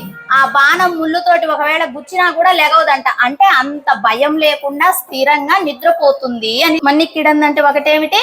బాగా స్థిరంగా పడుకొని నిద్రపోవటం ఒక అర్థం. ఇంకొక అర్థాన్ని ఏమి చెప్తున్నారు అంటే ఆ ఆడసింహంతో కలిసి పడుకొని ఉన్నదట. ఎలాగూ దీనికి బాగా జూలు ఉంటుంది కదా, ఆడసింహం కాస్త కలిసి పడుకున్నా కూడా ఒకటిగానే కనపడేటట్టుగా, అంటే అంత దగ్గరగా పడుకుని ఉన్నారు అని. అలాగే పరమాత్మ కూడా నప్పిన్నై పిరాటితోటి కలిసి పడుకొని ఉన్నారు. అది ఇంకొక అర్థాన్ని ఎందుకు చెప్తున్నారు ఇక్కడ అంటే ఆమె పడుకొని ఉన్నది, ఆమెపై పరమాత్మ పడుకొని ఉన్నాడు. ఈమె ఏదో ఆభరణం ధరిస్తే ఇక్కడ దాకా వచ్చేది $1 ఉంటుంది కదా, ఆ విధంగా పరమాత్మ తలను పెట్టుకొని పవళించి ఉన్నాడు అంటూ ఇందులో చెప్తున్నారు. అయితే ఇక్కడ ఏం చెప్పుకోవాలండి? అద్వారక సృష్టి అలాగే సద్వారక సృష్టి అంటూ రెండు చెప్తారు. ఎందుకు ఇది చెప్తున్నారంటే ఉరంగుం, ఎలా నిద్రిస్తాడట పరమాత్మ? సంసారుల వలె తమోగుణ నిద్ర పోరు. అంటే మనకు నిద్రపోతే ఏమీ తెలియదు, తమోగుణంతో నిద్రపోతాము. అది సుషుప్తి అవస్థ అంటామన్నమాట. మేలుకుంటే జాగృత అవస్థ అంటాము. ఈ తమోగుణంతో పోయేటటువంటి నిద్ర మనకి ఏమీ తెలియదు, ఏం జరిగినా కూడా. కానీ పరమాత్మ నిద్రపోయినా కూడా ఆయన యోగ నిద్రలోనే ఉంటాడు, జాగృతతోటే ఉంటాడు పరమాత్మ. అలా యోగ నిద్ర ఎందుకు పోతున్నాడు అమ్మతోటి కలిసి అంటే ఇక్కడ చెప్తున్నారు. సృష్టి చేయటమట. ఏం సృష్టి చేస్తారు పరమాత్మ అంటే ఇవంతా కూడా సృష్టి చేయబడినవే. కానీ పంచభూతాలను ఆయన నాభి స్థానం నుండి కమలంలో నుంచి బ్రహ్మదేవుణ్ణి ఆయన సృష్టి చేశాడు. ఇదేమిటి? అద్వారక సృష్టి. ఆ తర్వాత బ్రహ్మదేవుడి ద్వారా ఈ సకలమైనటువంటి జీవులన్నిటిని కూడా సృష్టింపటం చేయడు. ఆయన అంతర్యామిగా ఉండి బ్రహ్మదేవుడిలో ఆయన సకల సృష్టిని జరిపాడు. ఇక్కడ మీరు గమనించండి, చక్కగా ఉన్నారు వేంచేసి. నాభి స్థానంలో బ్రహ్మదేవుడు సృష్టి జరిగినట్టుగా మనకు చక్కగా కనపడుతుంది. అలా ఆ బ్రహ్మదేవుడి లోపల అంతర్యామిగా ఉండి మిగిలినటువంటి సకల సృష్టిని జరిపారు. దీన్ని సద్వారక సృష్టి అంటారనమాట. అయితే పరమాత్మ ఎందుకు యోగ నిద్రలో ఉన్నారంటే ఈ సృష్టి కార్యంగా అని చెప్పటం. ఇంకొక విషయాన్ని చెప్తున్నారు. ఎలా అంట, దుర్యోధనుడు అర్జునుడు ఇద్దరు కృష్ణ పరమాత్మ దగ్గరికి వచ్చారు. మీరు మా పక్షాన యుద్ధం చేస్తారా, వీరి పక్షాన యుద్ధం చేస్తారా అని. ఆ వచ్చినప్పుడు ఎవరికెళ్ళి కూర్చున్నారు? తలకెళ్ళి దుర్యోధనుడు కూర్చున్నాడు, పాదాల చెంత అర్జునుడు కూర్చున్నాడు. అప్పుడు ఆయన ఏం నిద్రపోయాడు? యోగ నిద్రే పోతూ ఉన్నాడు. ఆయనకు తెలియలేదా వీళ్ళు వచ్చింది? తెలుసు. కానీ ఎవరి బుద్ధి ఎలా ఉంది అనేది గమనించాలి అని ఈయన కళ్ళు తెరిసిన వెంటనే ఏది చూస్తాం? ఎదురుగున్నది చూస్తాం, ఇలా పడుకుంటే కింద ఉన్నది చూస్తామా? అలాగే అర్జునుడిని దర్శించడం జరిగింది. ఎప్పుడు కూడా భాగవతుడు ఏం కోరుకుంటాడట? పరమాత్మ దృష్టి నాపై పడాలి అని కోరుకుంటాడు. అదే విషయంగా ఆయన యోగ నిద్ర పోయాడు. ఆయన యోగ నిద్రలో రెండు చెప్పుకున్నాము. ఒకటి అద్వారక సృష్టి, సద్వారక సృష్టి అనేది ఇదొక భాగం. ఇంకొకటి ఏం చెప్పుకున్నాం ఇప్పుడు? ఉదాహరణ యోగ నిద్రకు అర్జునుడు దుర్యోధనుడు వేంచేసి ఉన్నటువంటి స్థితిని కూడా చెప్పుకున్నాము.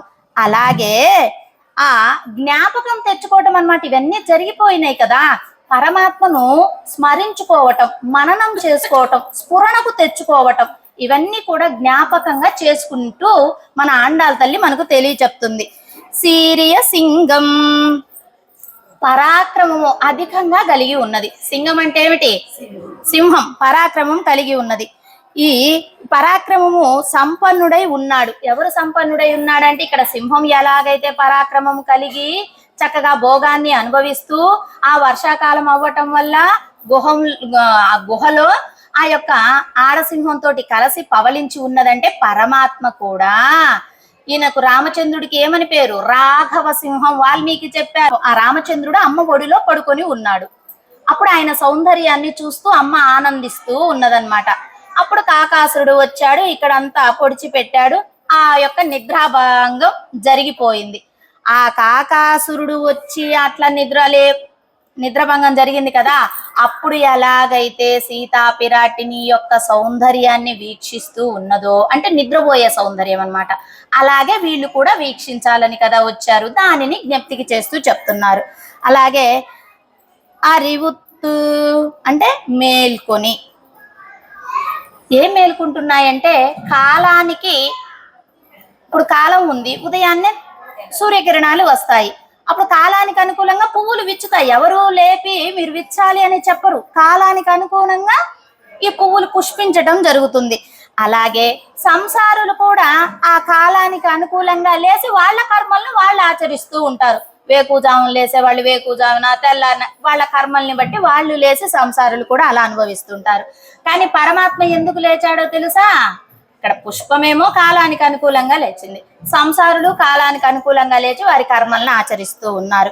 భగవంతుడు భక్తులు బాధలు ఆయన్ను లేపుతాయట. భక్తులు బాధపడుతూ ఉంటే ఆయన అమ్మో నేను వాళ్ళ బాధల్ని తీర్చాలి కదా అని ఆయన లెగుస్తాడు. దానికి అంత అందమైనటువంటి అర్థం చెప్తుంది మన ఆండాళ్ళ తల్లి. అలా ఋషులు మునులు వీళ్ళందరూ కూడా ఎందుకు లేపబడతారంటే వాళ్ళు దేనికి లెగుస్తున్నారు? వాళ్ళ తపస్సులు చేసుకోవటానికి, వాళ్ళు పరమాత్మను సేవించుకోవటానికి, వాళ్ళు స్నానాదులను ఆచరించటానికి, జపతపాలు చేసుకోవటానికి వాళ్ళు లెగుస్తున్నారు. పరమాత్మ మాత్రం భక్తుల బాధలు తీర్చటానికి లెగుస్తున్నాడు. ఆయనకేమి కాలాతీతం లేదు, ఆయనకు కాలము అనేది ఏమీ లేదు, కానీ ఆయన కూడా లెగుస్తున్నాడు. అలాగే తీవిజిత్తు. తీవిజిత్తు అంటే ఏమిటి? నిప్పులు కురియటం. ఆ సింహం మేలుకున్న వెంటనే ఎర్రగా ఉంటాయట. కనీసం పక్కన ఉండేటటువంటి ఆడసింహం కూడా చూడలేదట. ఆ విధంగా చెప్తారు. అందుకనే మనకు ఆలయాలలో విగ్రహాల ప్రతిష్టలు జరిగినప్పుడు ముందుగా మనల్ని చూడనివ్వరు. గోమాతను, అంటే గోమాతకు అంత శక్తి ఉంది. వెరీ గుడ్, అంత శక్తి ఉంటుంది. అందుకని ఆ కనులకు ఉండేటటువంటి తొలగించిన వెంటనే గోమాత దర్శనాన్ని ఇస్తారు. ఇప్పటికి కూడా శ్రీరంగంలో గోమాత పుష్ఠభాగాన్ని ఉదయం రంగనాథుడు మేలుకొలుపులో చూపించడం జరుగుతుంది కదా. గజేంద్రుడు రంగా అని పిలవటము, గుర్రం రావటం, ఇవన్నీ కూడా మన పెద్దలు పెట్టినటువంటివి. అంటే శత్రు సంహారం కోసం ఆయన తీక్షణంగా ఉంటాడు, కోపంగా ఉంటాడు. అటువంటి బలిష్టమైనటువంటి శత్రువులను సంహరించటానికి ఈయన కూడా ఎర్రటి నేత్రాలను కలిగి కోపంగా నిప్పులు చెరిగినట్టుగా ఉంటాడు అని చెప్తున్నారు. ఊరంగా అంటే శరీరం ఎట్లాగూ సింహం లేచిన వెంటనే ఆ జూలంతా ఇలాగా దులుపుకున్నట్టు మనం కదా లేచేటప్పుడు అటు ఇటు నీలుకొని లేసినట్టుగా ఇది కూడా శరీరాన్ని దులుపుకొని లెగుస్తుంది అనమాట.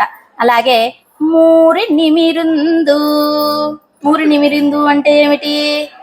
బాగా దేహాన్ని చాచి ముందుకు చాచి ముందుండే రెండు పాదాలను ముందుకు చాచి వెనక్కి లాక్కొని మళ్ళీ వెనక ఉండేటటువంటి కాళ్ళను ముందుకు చాచుకొని అంటే శరీరాన్ని అంతా కూడా ఫ్రీ చేయటం.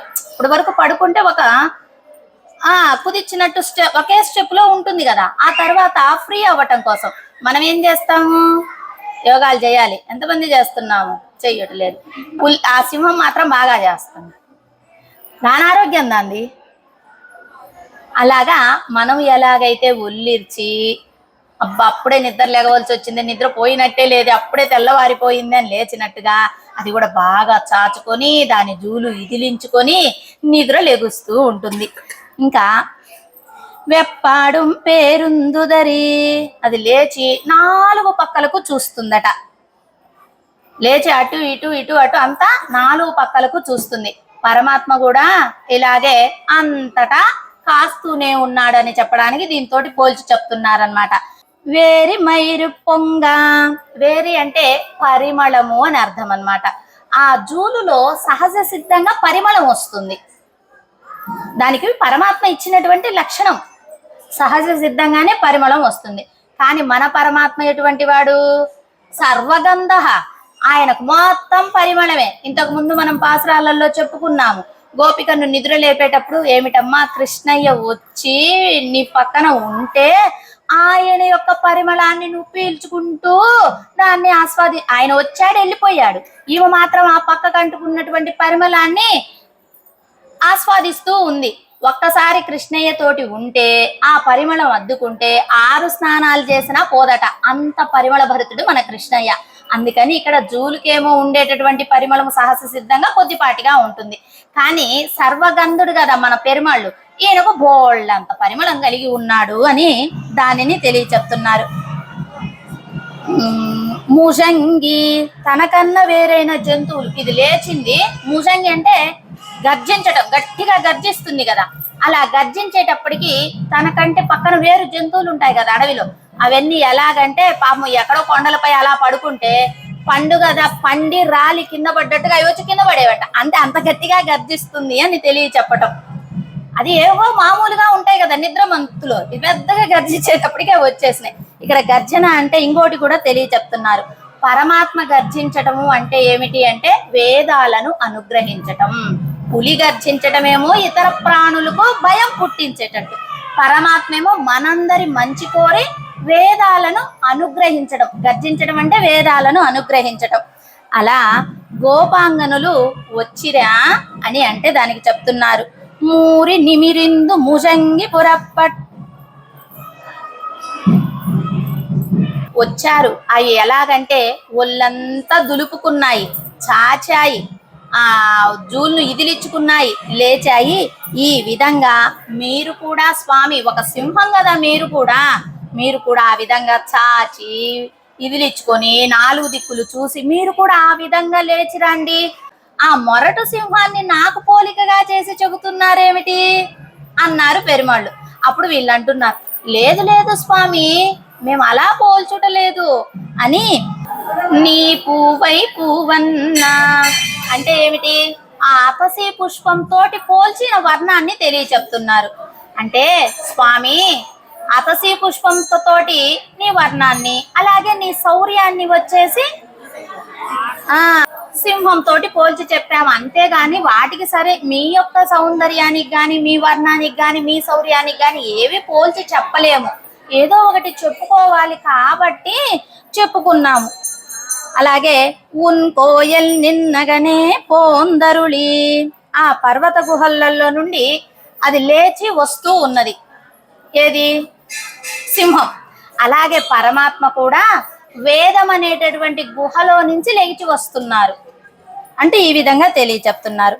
ఆనాడు శ్రీరామచంద్రుడు సుమంతుడు రథసారథిగా ఉన్నాడు. ఆ సుమంతుడితోటి శ్రీరామచంద్రుడు వెళ్ళటానికి సీతాదేవి ఎలా అయితే మంగళాశాసనం చేసిందో అలాగే మీరు లెగిచి వస్తుంటే మేము కూడా సేవ చేసుకోవాలని అని వీళ్ళు కోరారనమాట.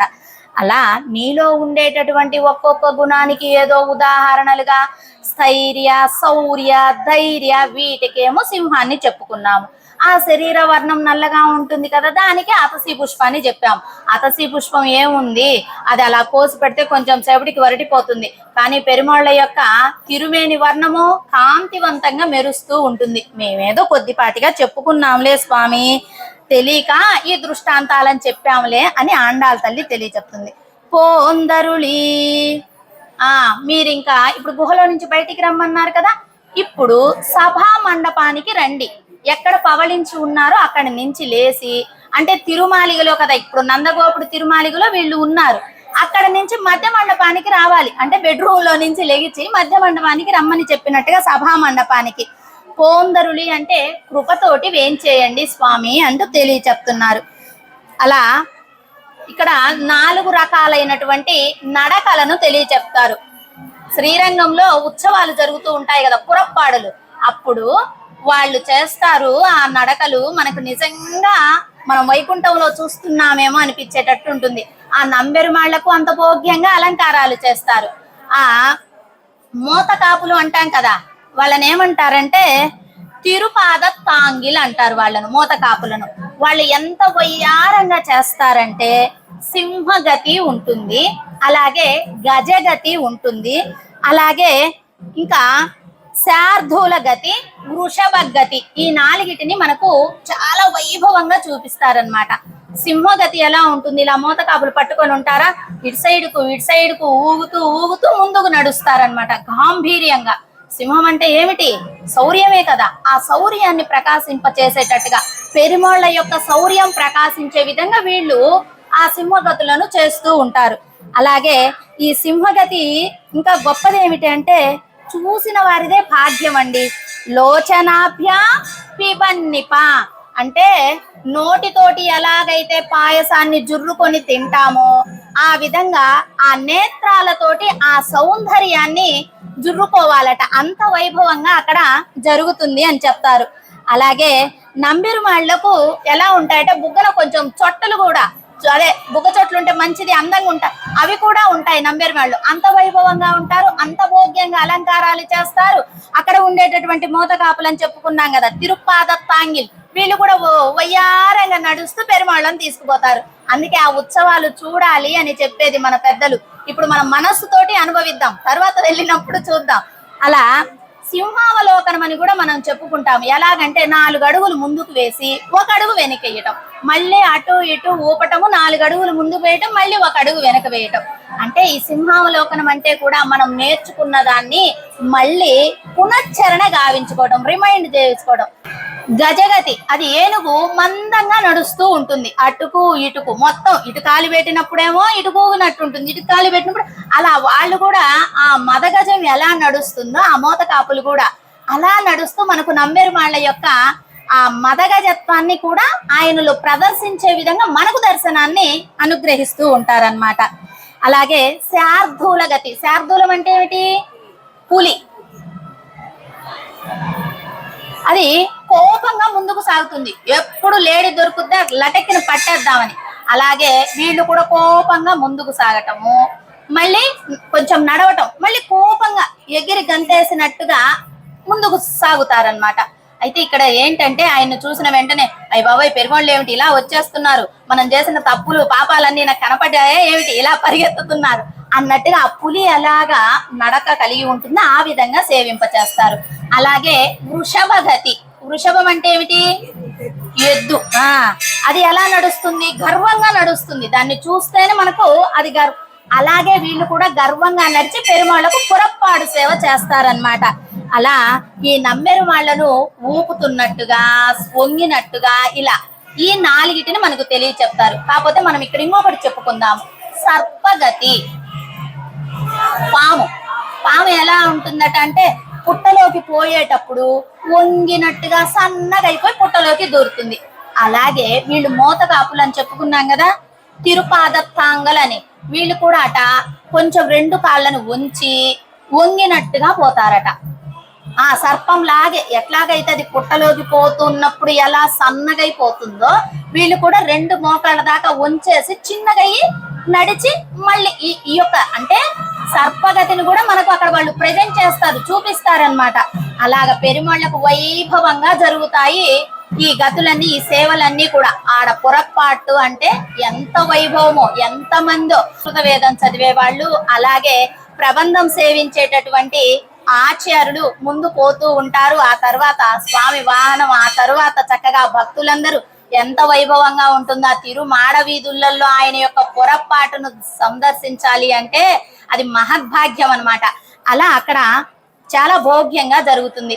అయితే ఈ పురపాటు అసలు ఎందుకు చేస్తారు అంటే, రాలేని వాళ్ళు ఉంటారు, ముసలి వాళ్ళు ఉంటారు, కుదరని వాళ్ళు ఉంటారు. అలాంటి వాళ్ళందరినీ ఆయన దర్శనం ఇవ్వాలని పురపాటు ఉత్సవాలు చేయించుకుంటారు పెరుమాళ్ళు. అలా పురపాటుకు వచ్చే వాళ్ళు నంబెరుమాళ్ళు. లోపల మూలమూర్తిగా ఉన్నటువంటి వారు శ్రీరంగనాథుడు. ఈ విషయాన్ని తెలియచెప్తున్నారు. అలాగే చిన్నజీయర్ స్వామి వారు కూడా మంగళగిరిలో వేంచేసి ఉన్నారు. మంగళగిరిలో కూడా ఏ భాగవతులు కోరుకుంటే వాళ్ళ ఇంటికి వెళ్తూ ఉన్నారట. ఈయన కూడా నడిచే నారాయణుడే కదా, ఈయనేమో పెరుమాళ్ళు చక్కగా కదలకుండా ఉన్నారు. మనకు ఆచార్యులేమో వారి రూపంగా నడిచి చూపిస్తూ ఉంటారనమాట. అలా నడిచే నారాయణుడయ్యి చక్కగా సేవిస్తూ ఉన్నారట భాగవతుల ఇళ్ళకు కూడా వెళ్ళి. అలా పెరుమాళ్ళు ఎలాగైతే పురపాటు సేవలు అందరికి దర్శనాన్ని ఇస్తున్నారో ఈ ఆచార్యులు కదా, ఈయన కూడా అలా చేస్తున్నారు అంటే ఇక్కడ మనం భోగ్యంగా తెలియచెప్పుకుందాం. సరే, తర్వాత ఏమిటి? పోందరులి. ఇప్పుడు ఈ పోందరులేనే ఈ నడకలనే చెప్పుకున్నాము. ఎలా సభా మండపానికి మీరు నడుచుకుంటూ వస్తే ఈ విధంగా రండి అని ఆండాళ్ళ తల్లి చెప్తుంది. మళ్ళీ నడకలు ఆమెకు ఎవరు నేర్పాలి? ఆమె హంసలకు నడకలు నేర్పినటువంటిది కదా. కనుక ఆమె మీరు ఈ విధంగా రండి స్వామి, ఈ విధంగా నడకలతోటి రండి స్వామి, ఆ నడక సౌందర్యాన్ని మేము చూడాలి అని కోరుకున్నారు. అలాగే ఆయన పాదాలు ఎలా ఉంటాయంటే బాగా గులాబీ రంగులో వేంచేసి ఉంటాయి. దానికి ఆ పాదాలలో కూడా శంకు, చక్రము, పద్మము ఇవన్నీ కూడా చిహ్నాలు ఉంటాయి అన్నమాట. ఆయన పాదం ఎత్తి పాదం పెట్టి, పాదం ఎత్తి పాదం పెడుతుంటే వాటన్నిటిని చూసుకొని ఆనందాన్ని పొందాలి. కుడి కాలును తెచ్చి ఎడమ కాలిపై వేసి కూర్చుంటే ఆ పాదాలు ఇలా ఇలా ఊపుతూ ఉంటే ఆ సౌందర్యాన్ని చూసి వాళ్ళు ఆనందపడాలి అని.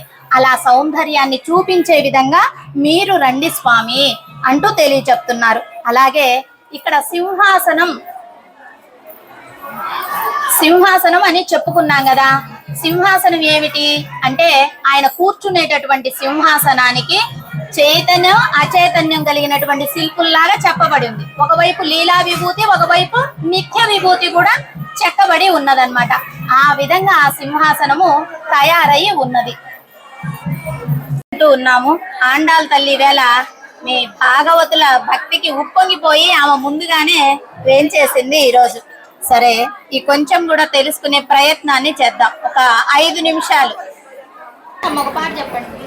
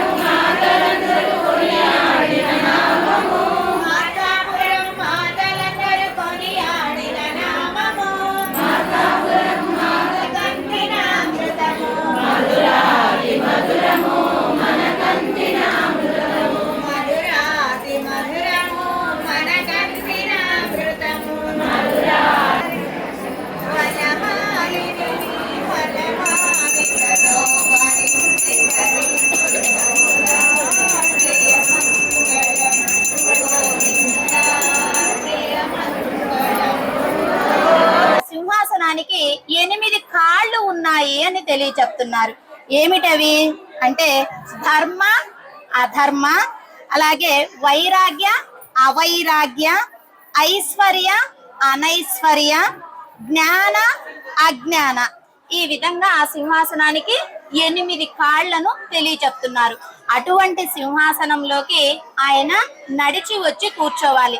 ఎందుకట, ఇప్పుడు పడకలో నుంచి లేచారు కదా, అక్కడే మాట ఇస్తే పడకపై మాట ఇచ్చింది అది సరిపోదన్నమాట, అక్కడ రుజువు ఉండదు. అలా కాక సింహాసనంపై కూర్చొని ఇచ్చినటువంటి మాటకు రుజుత్వం ఉంటుంది అంటూ తెలియచెప్తున్నారు.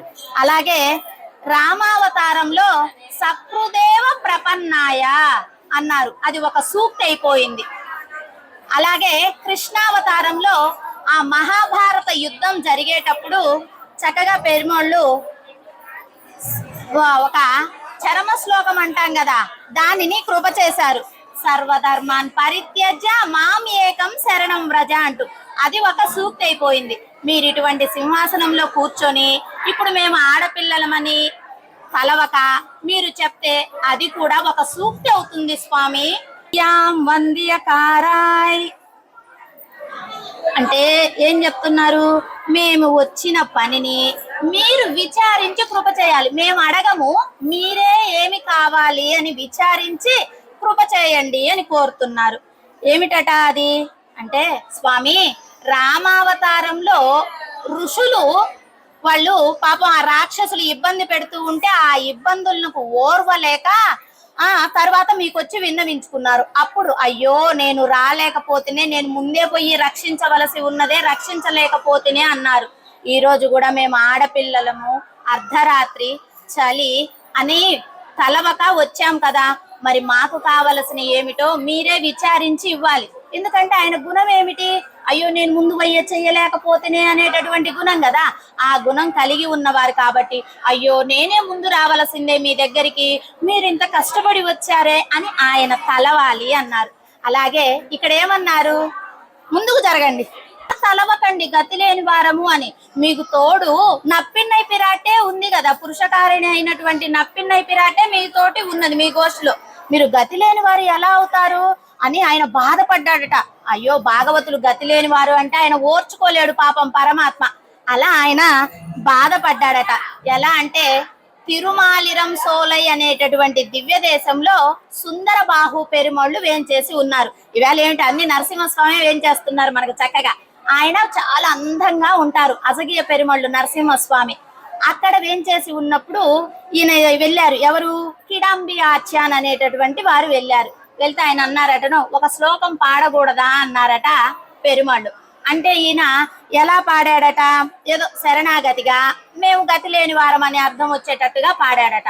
పాడితే పెరుమాళ్ళు బాధపడ్డారట, అయ్యో మీరు అలా పాడుతున్నారేమిటి, భగవద్ రామానుజ సంబంధం కలిగి ఉన్నారు, ఆయన రామానుజులు పరమ పదానికే మెట్లు కట్టారు కదా మన కోసము, అందుకని రామానుజ సంబంధం కలిగి ఉన్న వాళ్ళము గతి లేని వాళ్ళము కాదు అంటూ ఆయన బాధపడ్డాడట. అంటే ఆచార్య సంబంధం అంత వైభవం, అంత బోధ్యమైనటువంటిది.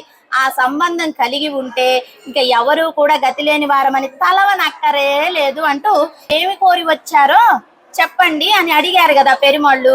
అప్పుడు వీళ్ళు ఏమన్నారు, మేము చెప్పము 29వ పాసురంలో చెప్తామన్నారు. సిత్తుం సిరుకాలే వందున్నై సేవిత్తు అనేటటువంటి పాసురంలో తెలియ చెప్తాము అన్నారనమాట. అయితే ఇక్కడ ఎందుకు అలాగే చెప్పారు వాళ్ళు, ఇప్పుడు చెప్పవచ్చు కదా, పరమాత్మ అడిగాడు కదా ఏమిటి మీకు ఇవ్వవలసినది అని, మరి ఇక్కడ చెప్పక మేము అక్కడ చెప్తాము అని ఎందుకు అన్నారు వీళ్ళు అంటే, భరతాల్వాను ఆ రామచంద్రుడు అడవిలో ఉన్నప్పుడు ఈయన వెళ్ళారు, బ్రతిమిలాడి తీసుకొని వద్దాము అన్ననని మంత్రులను కూడా వెంట పెట్టుకొని రథం ఎక్కి వెళ్ళారు. అక్కడ వెళ్ళిన తర్వాత ఆయన్ను అడిగారనమాట, స్వామి మీరు రండి అని పాదాలకు నమస్కరించి వాళ్ళ అన్నగారిని కోరితే రామచంద్రుడు ఇది తండ్రికి ఇచ్చిన మాట, నేను రాను అని రాలేదు. అలాగా మేము కూడా ఇప్పుడు అడిగామనుకో, నువ్వు ఒకవేళ ఇవ్వమంటే ఎట్లా అని వీళ్ళు ముందే తలచి ఇప్పుడు అడగం తరువాత అడుగుతాము అనే విషయాన్ని తెలియచెప్పారనమాట. ఆరాయిందరుల్ అంటే విచారించి కృప చేయుము.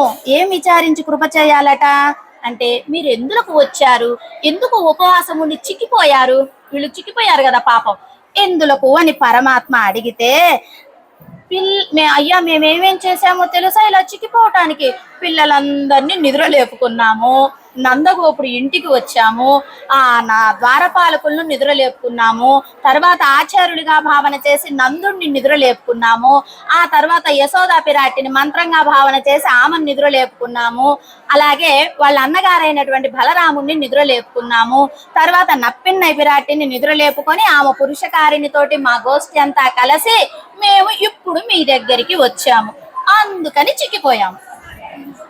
అయ్యయ్యో, నేను కదా తెలుసుకొని మీ దగ్గరికి ముందుగా రావలసినది.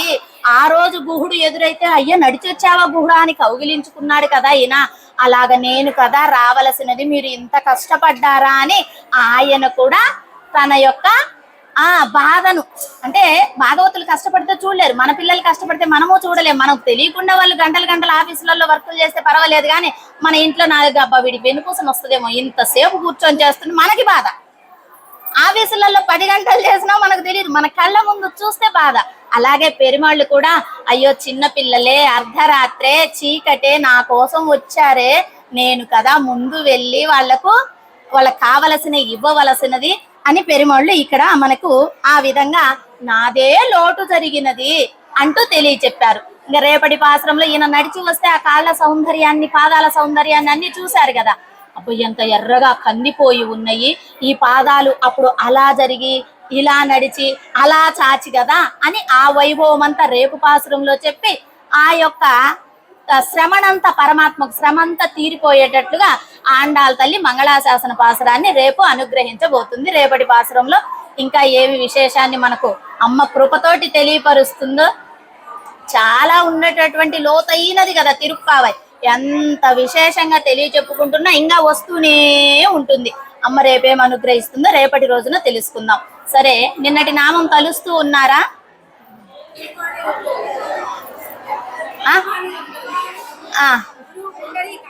పుండరీకాక్ష. ఈ వేళ నామం ఏమిటో తెలుసా? మనం సేవించుకున్నాం, సీరియ సింగాస నత్తి రొందు, అది ఆయన నామము. సరే, దివ్యదేశం ఏమిటి?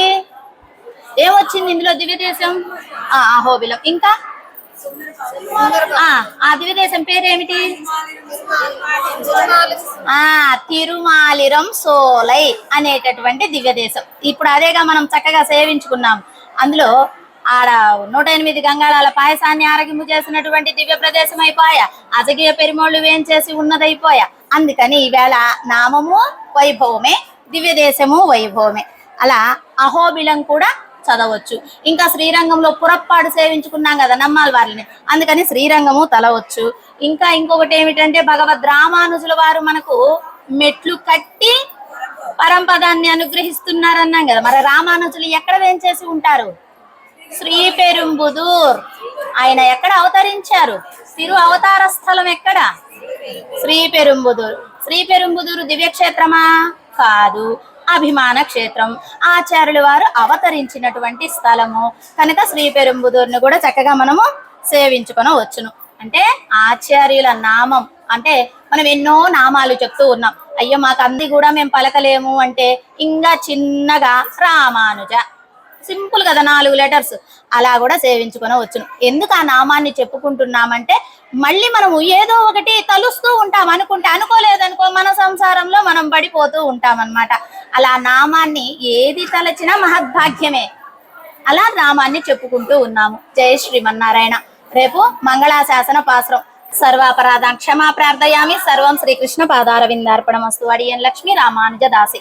భాగవత గోష్ఠికి దాసోహాలు. జయ శ్రీమన్నారాయణ.